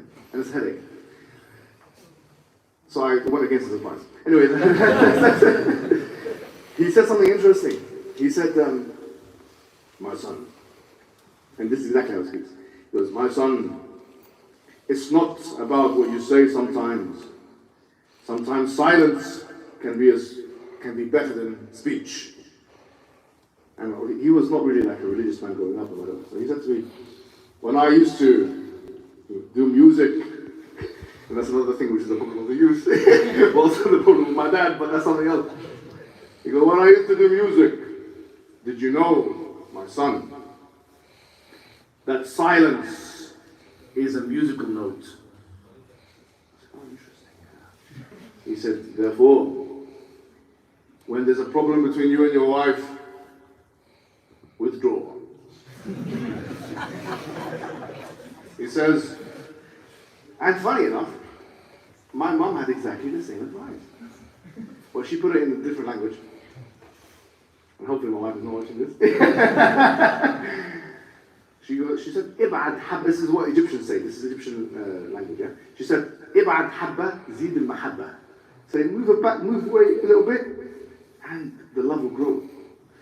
When I got married, it was like always in the face of the wife, and she's always in my face, and they're complaining and this and that, and we're just unloading on each other. Sometimes space is important. Let her miss you a little bit, you know? Let her like you, want to come to you a little bit. Some people go overboard with this thing, right? And they just leave. I think my dad went overboard with that, I have to say. I said, don't tell me this is the advice you do. This is why you left for 20 years. But but it's true. So I realize it's not about trying to assert your dominance through faux macho-ness. I'm the man, and this and that. You can't. What are you going to do? Like, let's be honest. Let's be real. You going to hear? That puts her in a position of power. Because now she says, oh, you hit me, yeah? So I've decided not to call the police.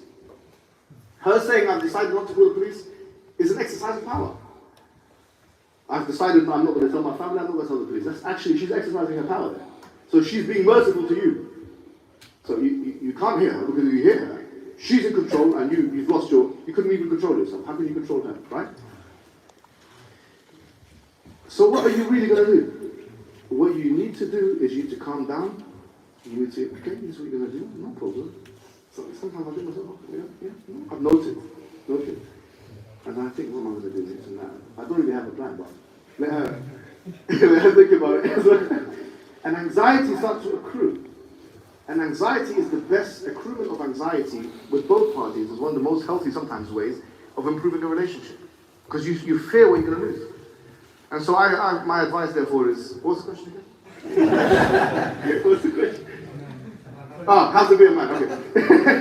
How not to be a man is to think that the answer to everything is using a sledgehammer to open a chestnut. If I had a chestnut here on this table, right? Say, let's open it up. And we get one of the red pills. Say, open this up. He brings out a hammer, starts smashing it. It starts going everywhere, it's stupid. But then someone who's got more wisdom, he gets to know these things, and he puts soft pressure on it, and it slowly cracks. And it's perfect. When it opens perfectly, you can eat it straight away. Who's going to have the better? Whose method is more effective? Obviously the second person, right? Or the first person. So don't think that an exercise of power is to raise your voice, to show your macho-ness, or to shout. This is a false way. Wallahi, it's actually weak. The best way is to, so I'm not saying you don't need to be assertive sometimes. Of course you do need to be assertive, 100%. What I'm saying is you have to be tactful with these things, because you only learn this the hard way. You only learn this the hard way. You learn it when you get into a relationship, and then the woman starts hiding up. This guy's getting angry all the time because he can't even control himself. You know, and you're sitting there having a debate with her for 2-3 hours. It's like, what the hell, man? This is Speaker's Corner. This is Speaker's Corner. Forget that, man. I'd rather just leave the house and go to the gym or something like that, do something else. Let her simmer down, calm down, and think about everything. Thinking about it is better than sometimes talking about it. So being a real man doesn't mean just being exercising authority and dominance. That's not what it's about. Sometimes you just have to. And one thing I would actually recommend, I did this recently. There's something called truity. Yeah, it's an enneagram test. Every one of us has a different type of disposition, We have strengths and we have weaknesses. Some of us are more introverted, some of us are more extroverted, and all of that comes with its strengths and its weaknesses. This thing online, I did like a personality test. I was so shocked because it gave me good advice. After that was long, I paid £13 for it. Yeah? It's called Truity, yeah? I did it, and it was telling me, listen, I didn't say listen, but I'm saying, this is how I understood it. It's like, you need to let other people talk. You need to have alone time. It was like a shift. Well, it was giving me great advice because everyone has a certain personality structure. Don't try and be something else. Don't try and change your demeanor. You are what you are, but you just have to tailor it a little bit. And so I would say that you should have self-awareness. You should know your strengths and you should know your weaknesses, and then you should try and work around that as much as possible. And you can use Truity as well. It worked for me, maybe it'll work for you, see how it works. I'm not getting any commission from it. But it cost me £13. I was very good though. And my wife did it as well, and my other family members, and they all came quite accurate. So know what your strengths and weaknesses are, and try and build upon them. But don't feel like the best way to be a man is to smash a chestnut with a sledgehammer. That's never gonna. That's a pathetic approach, honestly. Yeah. And a lot of these guys, by the way, the Redfield guys. Yeah. The famous saying says, whoever separates the scholars from the warriors will have his fighting done by fools and thinking done by cowards. It's similar to what you said. I like that, yeah. With the chestnut, isn't it? Yes. The fool is when he's basically using sledgehammer to open a chestnut. Exactly, I like that a lot. You said that yourself? We'll give you credit next time you use it. So some credit for Luton. Yeah. How would you advise us young people to go about like giving advice to our friends and whatnot who are pointing to the wrong path, but specifically like people who know right from wrong but find it hard to put it into practice? Yeah, so I used to be one of those guys, not the know right from wrong bit, the ones who try to give advice. Yeah. And what it is that when I used to go to school, I used to go to a mixed school, like I had a very normal upbringing, yeah. And when I was in year 12 or 13, we started to make friendship groups. And what happened was, I was in a friendship group with like some Muslims, some non-Muslims, but majority non-practicing. Maybe one or two of them were practicing, yeah. But it was majority non-practicing. And it was there where I developed my skills, yeah, to be honest, to, I would say, not be affected. And try and be more, because the thing is, you can choose to be a shepherd or you can choose to be a sheep. This is a choice everyone of us has to make. You're either going to follow them, and I heard the shepherd was talking about, al-mar'u ala dini khalilihi, yeah, so the person is the religion of their friends. So if you are in a group of people, and some of them are practicing and some of them are not practicing, either they're going to affect you or you're going to affect them. Sometimes it can be symbiotic and both ways, but other times it's not. It's going to be one of you is going to affect the other one. And usually the way it works is the stronger personality wins. So the ones who are the most forceful and imposing person, the manipulative one, they win. And then you end up doing things you don't really ever want to do anyway, or you did it to please them or to fit in with them or whatever it is, or to be like them even. You want to be like them. What I say is that that's the trap. I'll tell you something that I used to do. I used to have a car at the age of 17, I used to drive. And they used to go to different places. I used to drive them, the brothers that were with me, my friend. And I said, look, you guys are not paying petrol, right? He said, yeah, I've never asked you for petrol, no problem. But what we're going to do is I used to have a seerah of the Prophet in the car, yeah? I said, we are going to go through this book. And they were like, no, what are you talking about, bro? They were like, no, I'm not going to do that. I was like, yes, we are. Because either that or was public transportation. So anyway, I convinced them nicely, and we started doing it. I stopped the car. My hard shoulder, sometimes we're driving somewhere, going to Luton, go to some other trash heaps. And then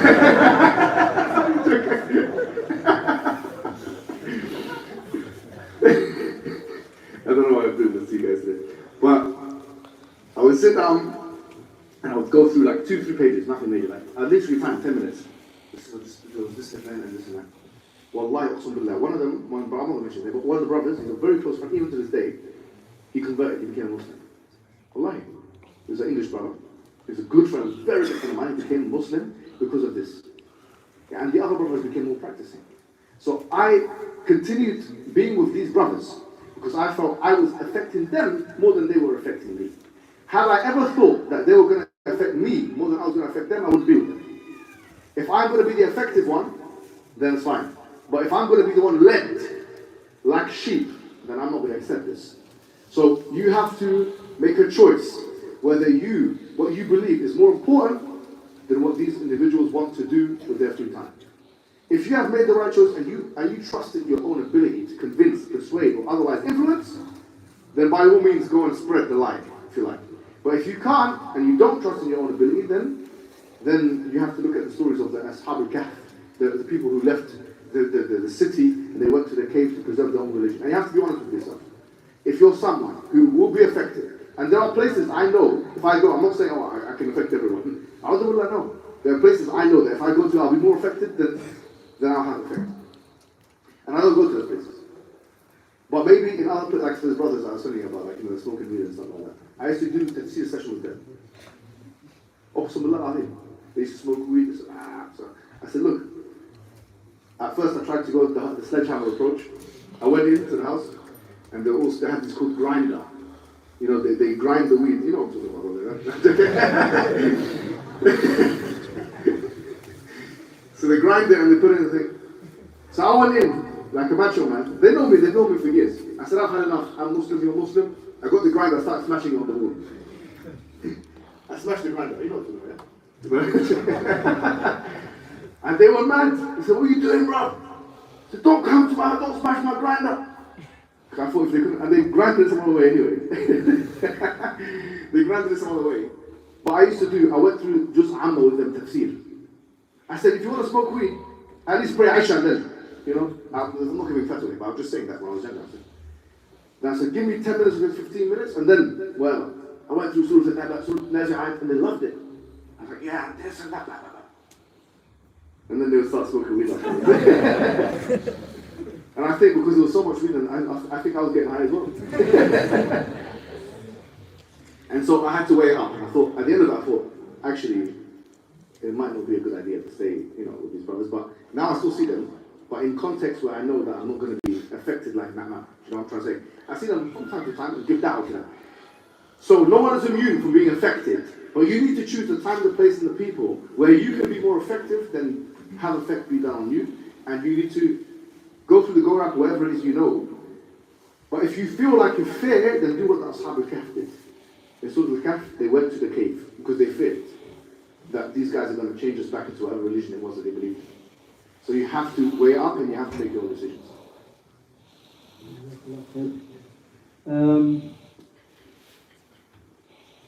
Guys from Luton, we know he's been saying a lot of amazing things about Luton. Yeah? Yeah? I'm sure you guys are really happy. But bro, his side, you know what? Half of the masjid jumping and it's not going to have an impact. No, I don't give them that challenge, bro. That's happened to me before with the EDL.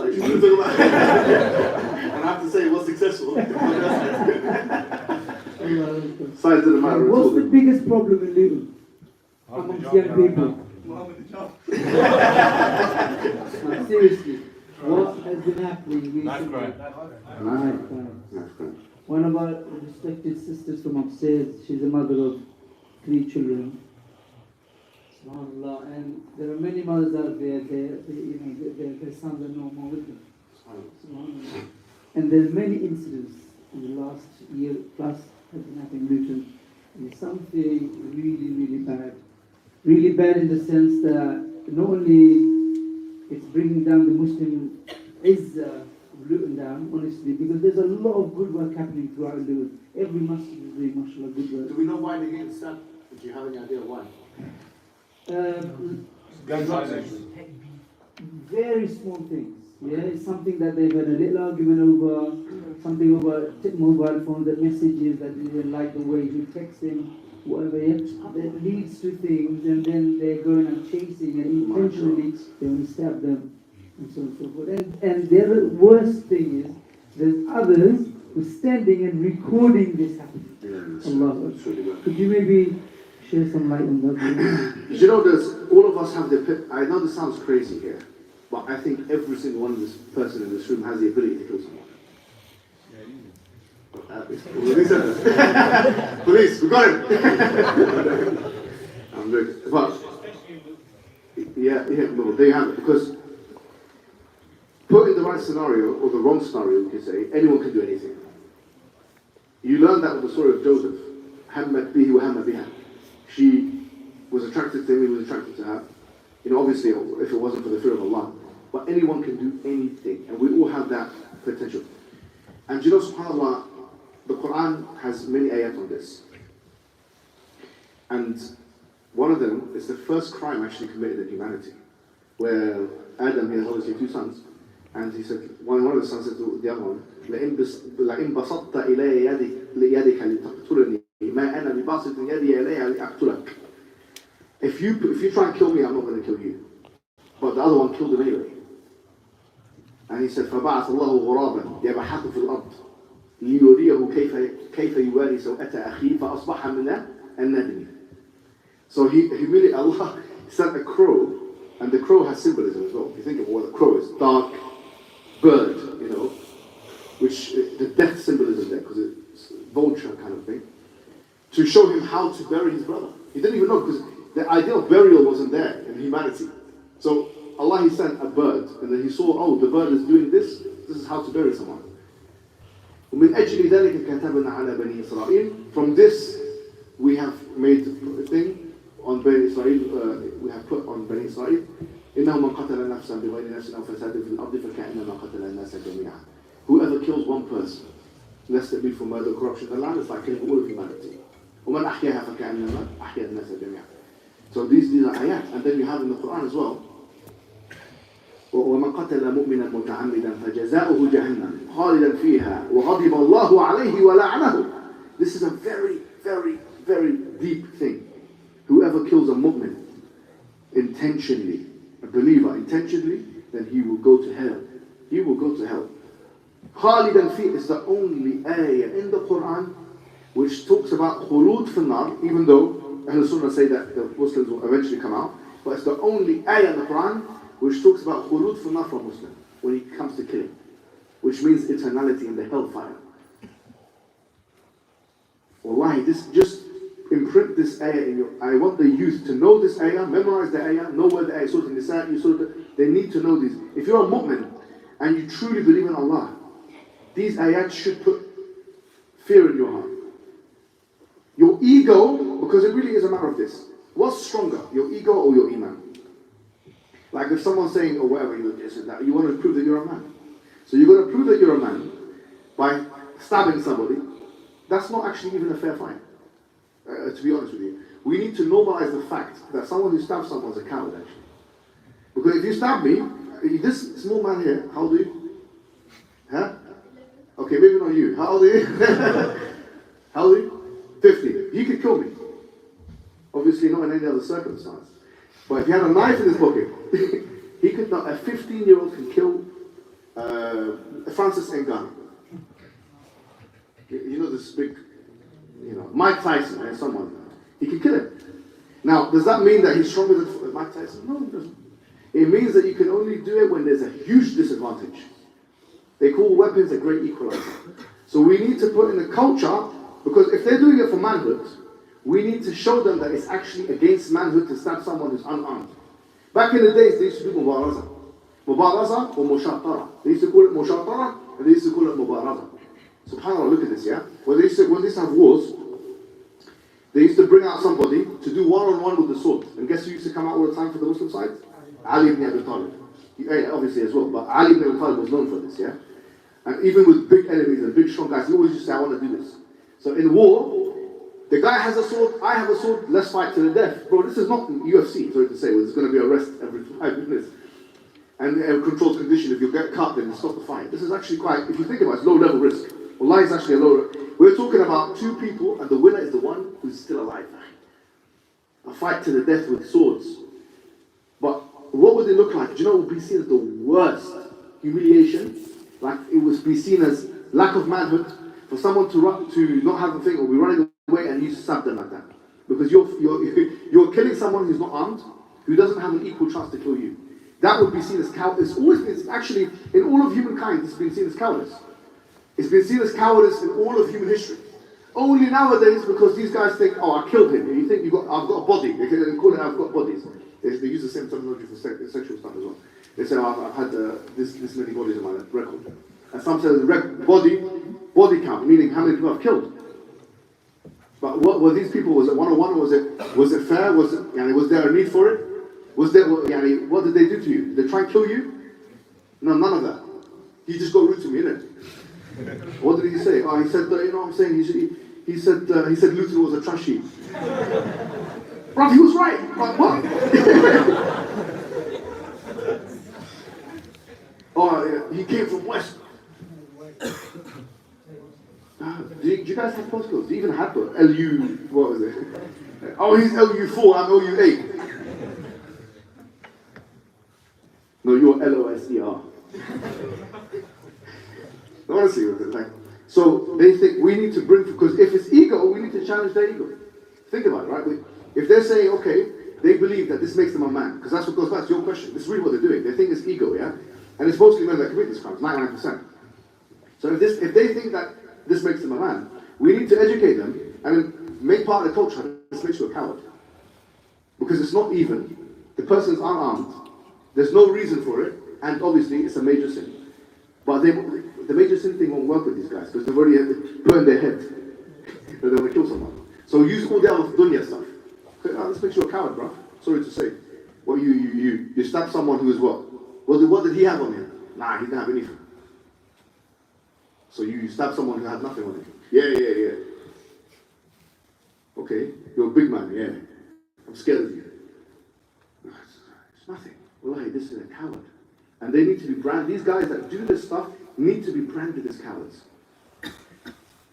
But the first thing here is change the culture of how you perceive stabbings. And like everything else, you need to change the culture. If they're using strong and hard language and manly language and whatever, you use exactly the opposite. Oh, this is that coward that stabbed this and that, this guy here. The second thing I would say is obviously prevention is better than cure. Yeah? Prevention is better than cure. Meaning, if you know that these areas, these estates, these people go in here, and adults need to take responsibility for this as well. Why are you putting your 13-year-old son in that area? Like without protection, without supervision, you need to look at that as well. Number three is we need to look at the main reasons why these guys are doing this. And a lot of them are doing it because they're failures everywhere else. They can't be successful in the educational aspect. They're not sportsmen, because a successful person has a lot to lose. But a failure has nothing to lose. And a person who doesn't care to go to jail is a person who's a very dangerous person in society.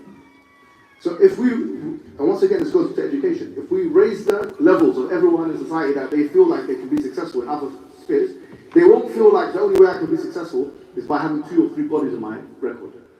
And I don't mind if I go to prison, because they go and research and they see actually prison's not that bad. That's what they're going to see. So okay, I'm willing to take 8 years for this. I'm willing to do that. So if we give people a lot to lose, then I feel like we've got something that we can do. But if there's a culture of this is what makes a man and this and that, then to be honest with you, we've got an uphill struggle. And one last thing I would say is actually be prepared for this kind of thing. And I want to be honest, martial arts gives you 0 protection against a knife. I don't care what anyone tells you. Oh, if I go in Muay Thai for 20 years, you can be the best Muay Thai. You can be Badr Hari. Yeah, you can be the top guy. But when it comes to a knife, you will not be able to fight a knife with your fists. It's not possible. You will lose 99% of the time, which means you need to have some level of, okay, if someone brings out a knife, what am I going to do? You want to rob me? You want to do this? Your best options are to run most of the time. That's actually your best option. You need to know, I'm going to fight him, but you're going to fight him with a knife. It's not, why are you going to fight someone with a knife because he wants to take your phone? Give him your phone. It's not cowardice. Give him your phone. If you're a 13-year-old, you've got a lot to lose. I'm sure, I don't even need to tell you, you're going to do this anyway. Yeah, and so don't put yourself in a disadvantage trying to fight someone with a knife or something like that. Don't be ridiculous. Yeah. You obviously come across as a learned person. You say that we have such great institutions here in the UK, we But however, some places we learn at such institutions, when most of our institutions aim is to only get us to get a degree at the end of it, instead of actually learning through our topic or what we're actually learning. What guidance do you give us to people who are trying to actually get beneficial knowledge and who are trying to learn through these institutions, trying to get something out of it? You've got to choose what you want to learn and why you want to learn it. This is the first question you have to have good answers to. Yeah? And once you've understood that, then you can work backwards from that. And as I said, you weren't here when we said this, but we said the first thing that the Prophet told us is the Quran. خَيْرُكُمْ مَنْ تَعَلَّمَ الْقُرْآنَ وَعَلَّمَهُ. The rest of you are those who learn the Quran and teach it. And also in the Quran it says, وَلَقَدْ يَسَّرْنَا الْقُرْآنَ لِلذِّكْرِ فَهَلْ مِن مُدَّكِرٍ. We have made the Quran easy for remembrance and understanding, so who's going to come and understand? It's a question. Who wants to remember it? Who wants to understand it? So, the first thing is the Quran, you need to prioritize that. Any Muslim who inspires the Quran, it is the communication from Allah subhanahu wa ta'ala. After that now, you can choose what you're interested in. Everyone's interested in different things. You have historians, you have political scientists, you have humanities, you have scientists, you have whatever you like, and then see how that thing is going to help Islam. And you will find an answer to that question. But whatever you're good at, you know, when I was, I'll tell you, I have, mashallah, 2 nieces, and they have children now actually as well. They got married young. I got them myself married, they were 18 when they got married. And, I take my own advice on that. But both of them, I sat with them, and we done plans with them. And when they were in year 12, I gave them very solid advice. I believe, obviously it's me giving it, so it will be. But we looked at all their grades. This is how we determined it together. We looked at their grades, what they were good at and what they were not. They were good at everything, actually. Both of them were getting A stars everywhere, yeah? At that time, they had A stars, but not numbers. And the things that they were, so we have to look at what they were stronger at. If you're not strong at something, it's better to build upon what you're strong at than try and fill out what you're weak at. So we looked at, they were social scientist people, their family, or not their family, their father, wanted them to be in medicine. But you need to be really good at physics and chemistry and whatever, and they were better at history and other things. So my recommendation was to pursue that which not only that which you are interested in, but that which you are good at, because you have more chance of success. And that was my honest advice. Alhamdulillah, they both made it to top universities, Cambridge, this and that, whatever, Goldsmiths and top universities, and both became mothers, and one of them at least did, and done good work. But had it not been that, sometimes we need guidance, someone to come and say, look, this is what you need to do. You're good at this, you're not good at this. Oh, you're good at mathematics. Oh, okay. If someone's so good at mathematics, it doesn't make sense to make them into like a social scientist expert or something. If someone's so talented, you got to tap your talent, know what you're really good at, and build upon it. But you need to have a baseline everywhere. But what you're really good at, that's what you take and you move forward with. That's the advice I would give everyone else. So choose. You got to know what you're doing and why you're doing it. Choose that which you're interested in and you're good at, and then direct that to the propelling of Islam. That's what I would say. Jazakallah khair, Brother Hijab. We are coming to Adhan in the next 3 minutes, inshallah. Yeah. Just before we finish, it's a big Jazakallah khairan. Allah reward you, protect you, preserve you, inshallah. May Allah give our ummah many more of you, inshallah. Allahumma ameen. That'll be horrible. I want most of them can be my size this time, inshallah. And plus, they're going to be from Luton, so it's I had the same experience when I was in year 5. I was young. Allahu Akbar. I know how you feel. Al-Muflihun UK is the organization, obviously, the youth organization who has organized this. I'd like to request you guys to follow that, inshallah, on Twitter, on Facebook and Instagram as well, inshallah ta'ala. And you'll know about further activities that we'll organize inshallah in the near future. I'd like to request you, whenever you hear of any events or talks, please look out for all the people that you interact with in the social media, friends, people you stand and walk with, people you go to college with or whatever not, yeah? Bring them along, slowly. Don't push them, but advise them, guide them, direct them. Because if you don't, and a day may come, on the day of judgment, they'll stand against you, yeah? So, because you ate with them, you befriended them, but when they came to Islam, you didn't tell them you were selfish. You wanted to learn and be a better Muslim, but you couldn't tell them. So think of it this way, inshallah ta'ala. Also guys, many of you have brought your trainers and shoes and sandals and whatever. Please take your own ones, yeah? Check them if they're your size, yeah? Because many people will be walking home by them, bare feet otherwise, yeah? Also, on those Instagram and other pages, you'll find out we have also Al-Muflihat Sisters circles as well, many circles throughout the week. So many of your sisters, cousins, they can also benefit from. So there's a lot of stuff happening in Hawkuli Masjid.